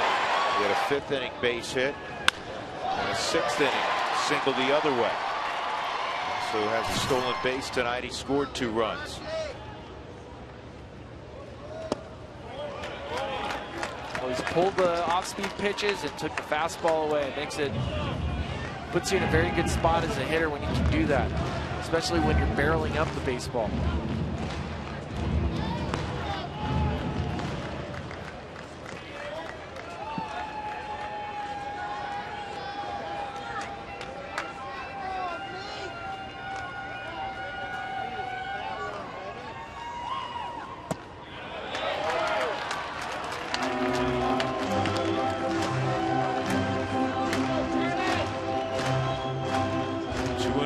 Charlie. LeMahieu on deck. There's certain to be a pitching change after this at bat, regardless of the outcome.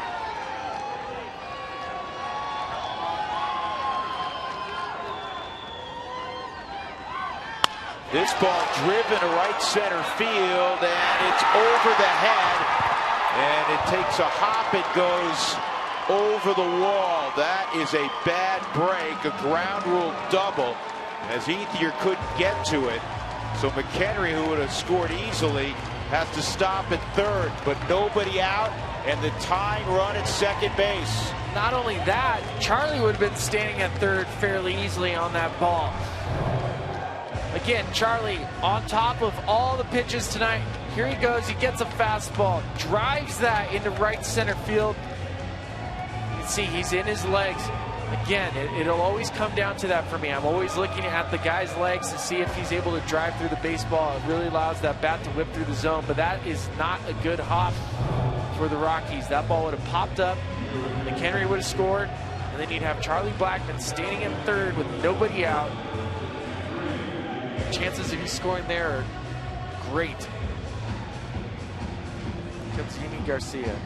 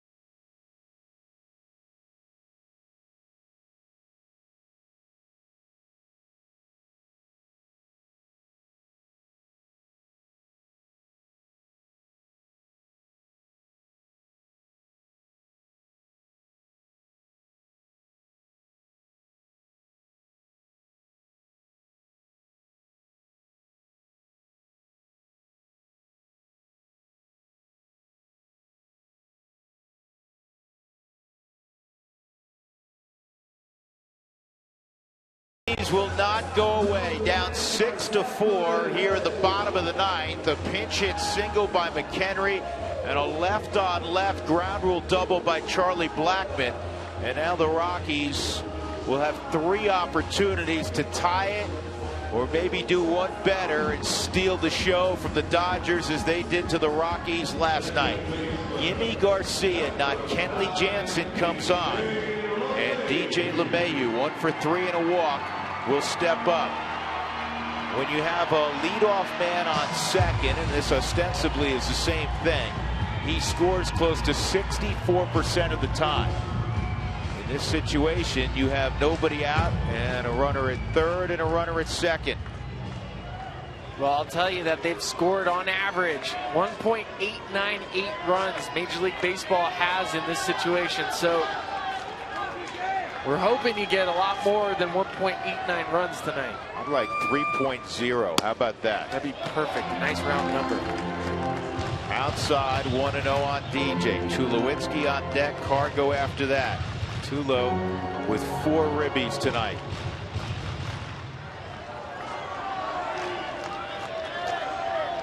Every game for the Rockies against the Dodgers have been half agony, half torture. That ball Carlos Gonzalez hit at Dodger Stadium, they broke the losing streak. I remember screaming at the top of my lungs in the center field camera well, getting ready for the post-game show, just because the Dodgers just have the Rockies number. That win right there was exuberant. 2-0. Great speed at second. Slider on the pitch, not the swing.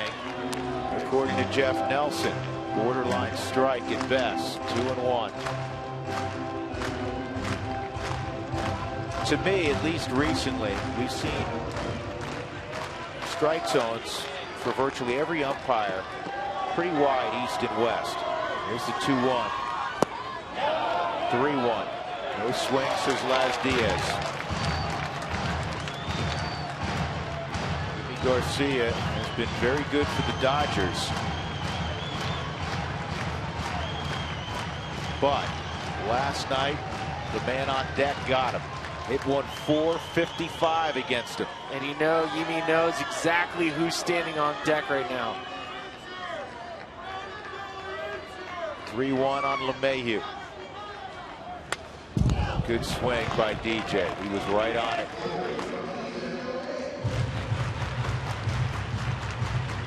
Chris Hatcher, J.P. Howell for the Dodgers warming.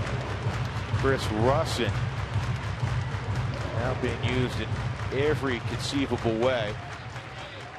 He's in the Rockies bullpen.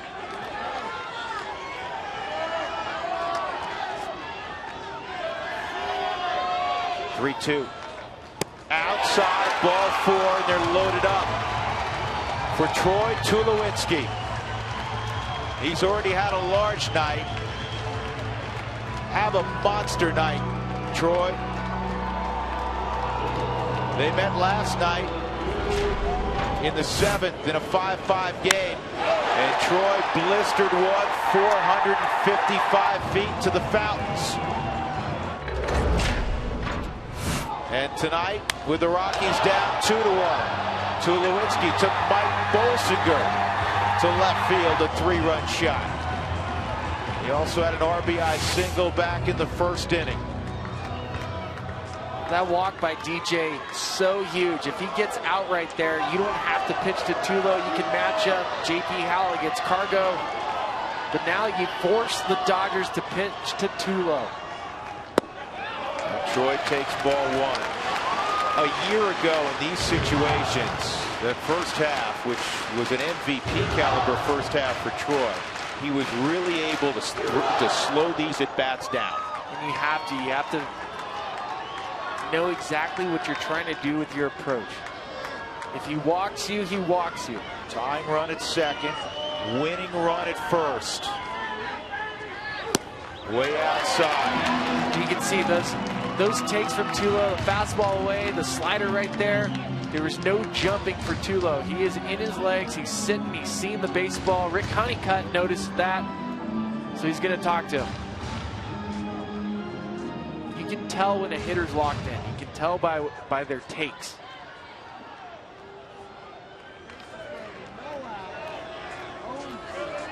What a crazy night. What a crazy series. The Rockies trying to turn the tables 24 hours after their most bitter defeat in a long, long time. Well, here you go. You get to return the favor.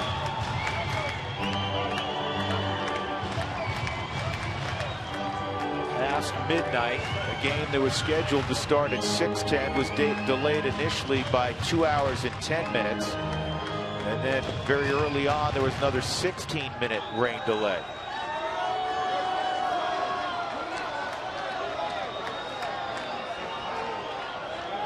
Bases loaded, nobody out. 6-4 LA, 2-0 on Troy.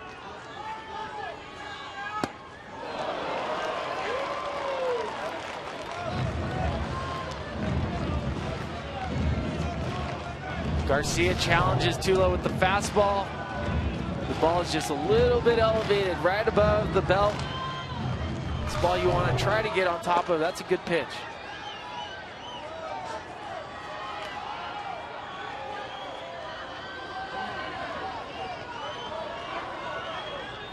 Two-one.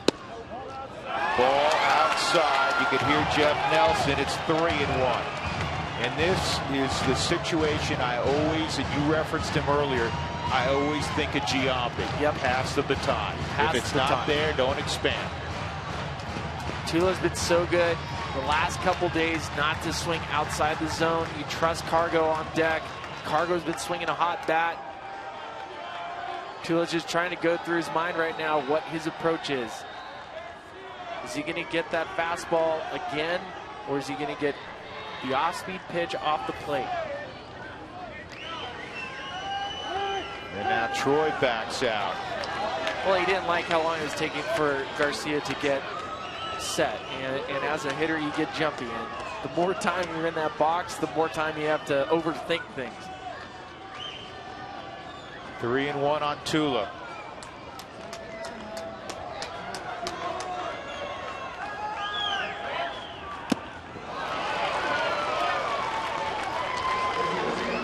So it runs full.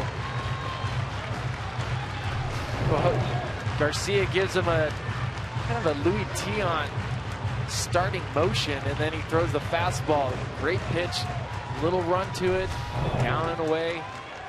Pushes his count to full 3-2. McHenry at third, Blackman at second, LeMahieu at first. Good speed with the trail runners.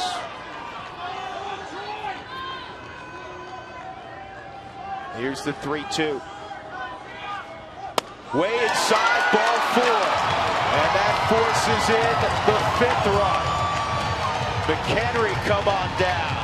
It is 6-5 with Cargo coming up. Don Mattingly will go get J.P. Howell as expected.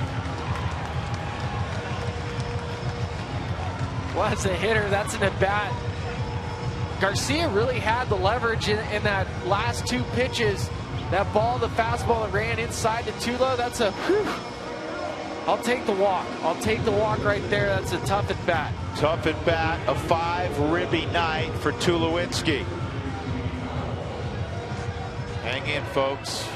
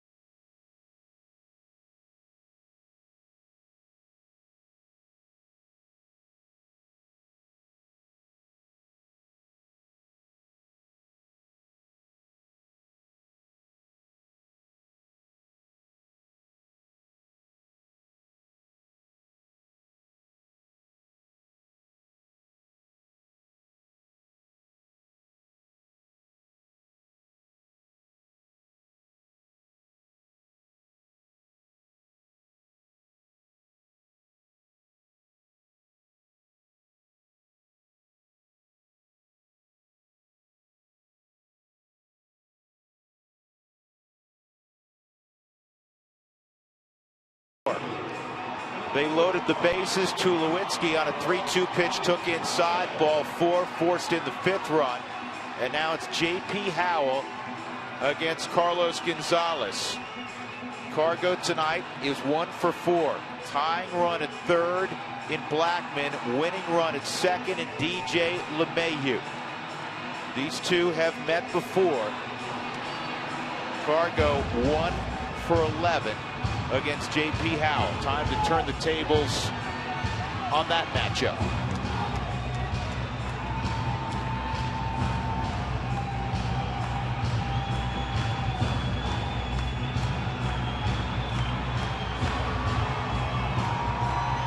Again, this situation right here, Carlos Gonzalez. Yes, you want to be the hero. Yes, you want to get the base hit. But if it means getting a sac fly or somehow getting the ball on the ground to where you still move a runner up, tie the game, you can live with that. Way outside, it gets through. Here comes Blackman. He'll score. We're all tied up. On the pass ball by Yasmani Grandal. Winning run 90 feet away. And now they almost have to walk Cargo, you would think. They have to. Aggressive base running by Blackman. He never hesitated. You can see on the Subaru Supermo, This is a ball that just cuts away from Yasmani Grandal, hits off the edge of his glove, almost tied him up. He had no chance to get Blackman out at home. DJ moves up to third, 2 of the second, and yes, on cue, they will walk Cargo and set up Nolan. I love the disappointment in Cargo. He wanted that situation. He wants to hit right here.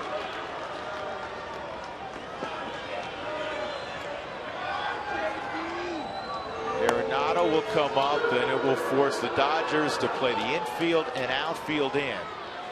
And the win probability for the Rockies, which started with a dismal number about 15 minutes ago, is as high as you can imagine right now. The Cargo goes down to first. The winning run at third base in DJ LeMahieu. Now it's Chris Hatcher. It'll be Chris Hatcher, the hard-throwing right-hander, who will come in to face Arenado.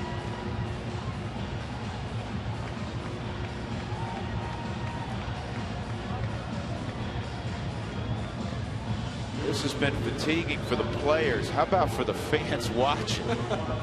Exhausting.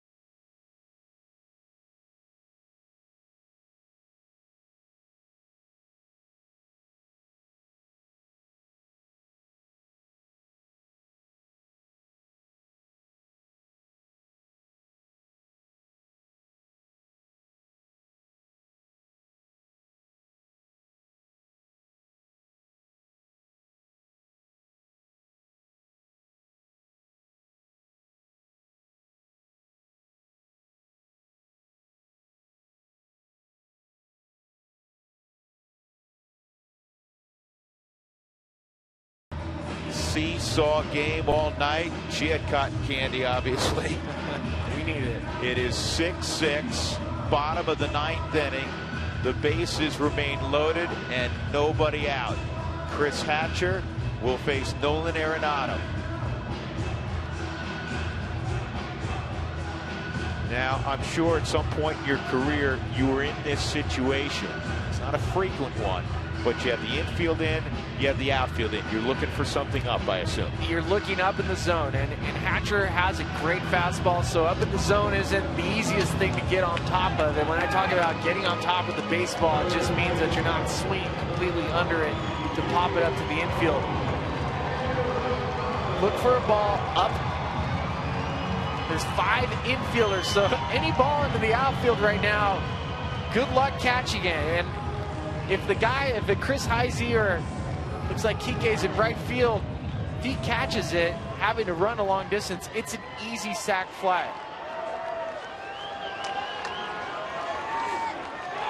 That's interesting. They have Ethier as a That's plus Jock arm. Peterson at right. They got Ethier at second. So here we go.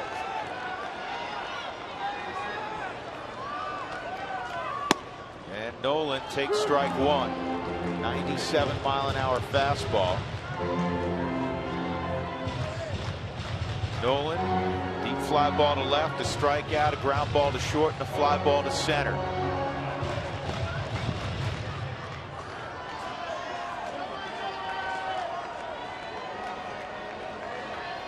Good speed at third. And DJ LeMahieu, the winning run. And that's a strike. Tell you what, there's a lot of uncomfortable players both on offense and on defense. You don't practice the 5-man infield, and definitely you don't practice 2 outfielders. Well, obviously anything they got to come home with it. Andre Ethier, when was the last time he was in the infield? He's never been that close. Has he played first base in a while? Well, that's the only time he would have been in the infield. 0-2. Good swing. That ball at 97 miles an hour.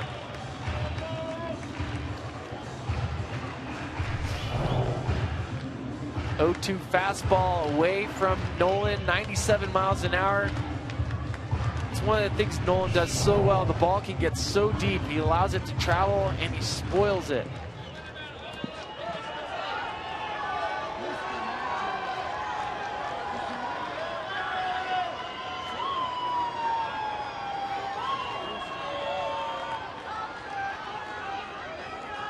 Another 0-2.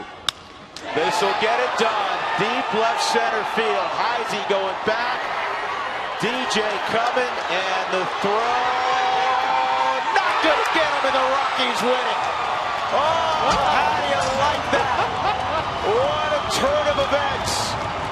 24 hours after the worst loss of the year, the Rockies enjoying their best victory of the year. What a persevering type of victory tonight for Colorado.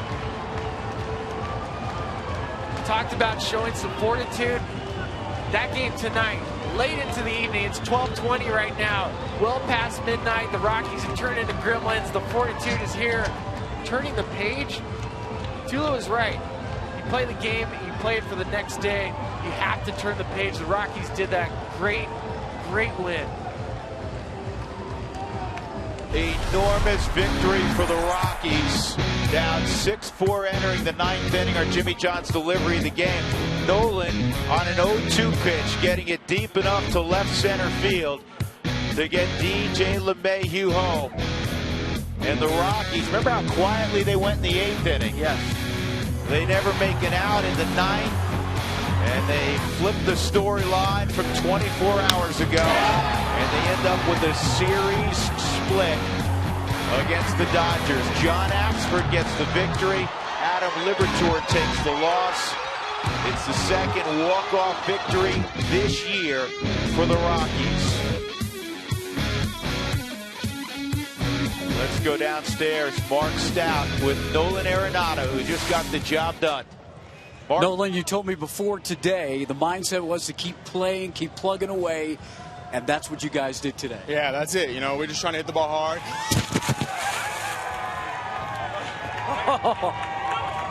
The double. Yeah, I don't know. No, I mean, we played hard. Yeah, that's it. Okay, good. No, we played hard, and we battled today. You know, it was a tough game, but we battled. You have an 0-2 count. You got a guy throwing 97. Yeah. What are you thinking? Hey, this got a victory. We're okay with that, Nolan. What are you thinking up at the plate as Hatcher's thrown to you? After the first one, when I got to 0-2, I was like, I can't believe I just took the second pitch where it's down the pipe. But, you know, he's a tough pitcher. I've always had trouble with that guy. And lucky enough, you know, I put a decent swing on the ball and got it out there. How about Tulo's game today? It was great. Yeah. He did what he did. We always expect him to do. He carried us, and that's what we expect from him. There you go. Take that towel. Wipe off. Let me just get one more question. Just go back again after last night, and then you get today, and now you got a day off to continue this homestay.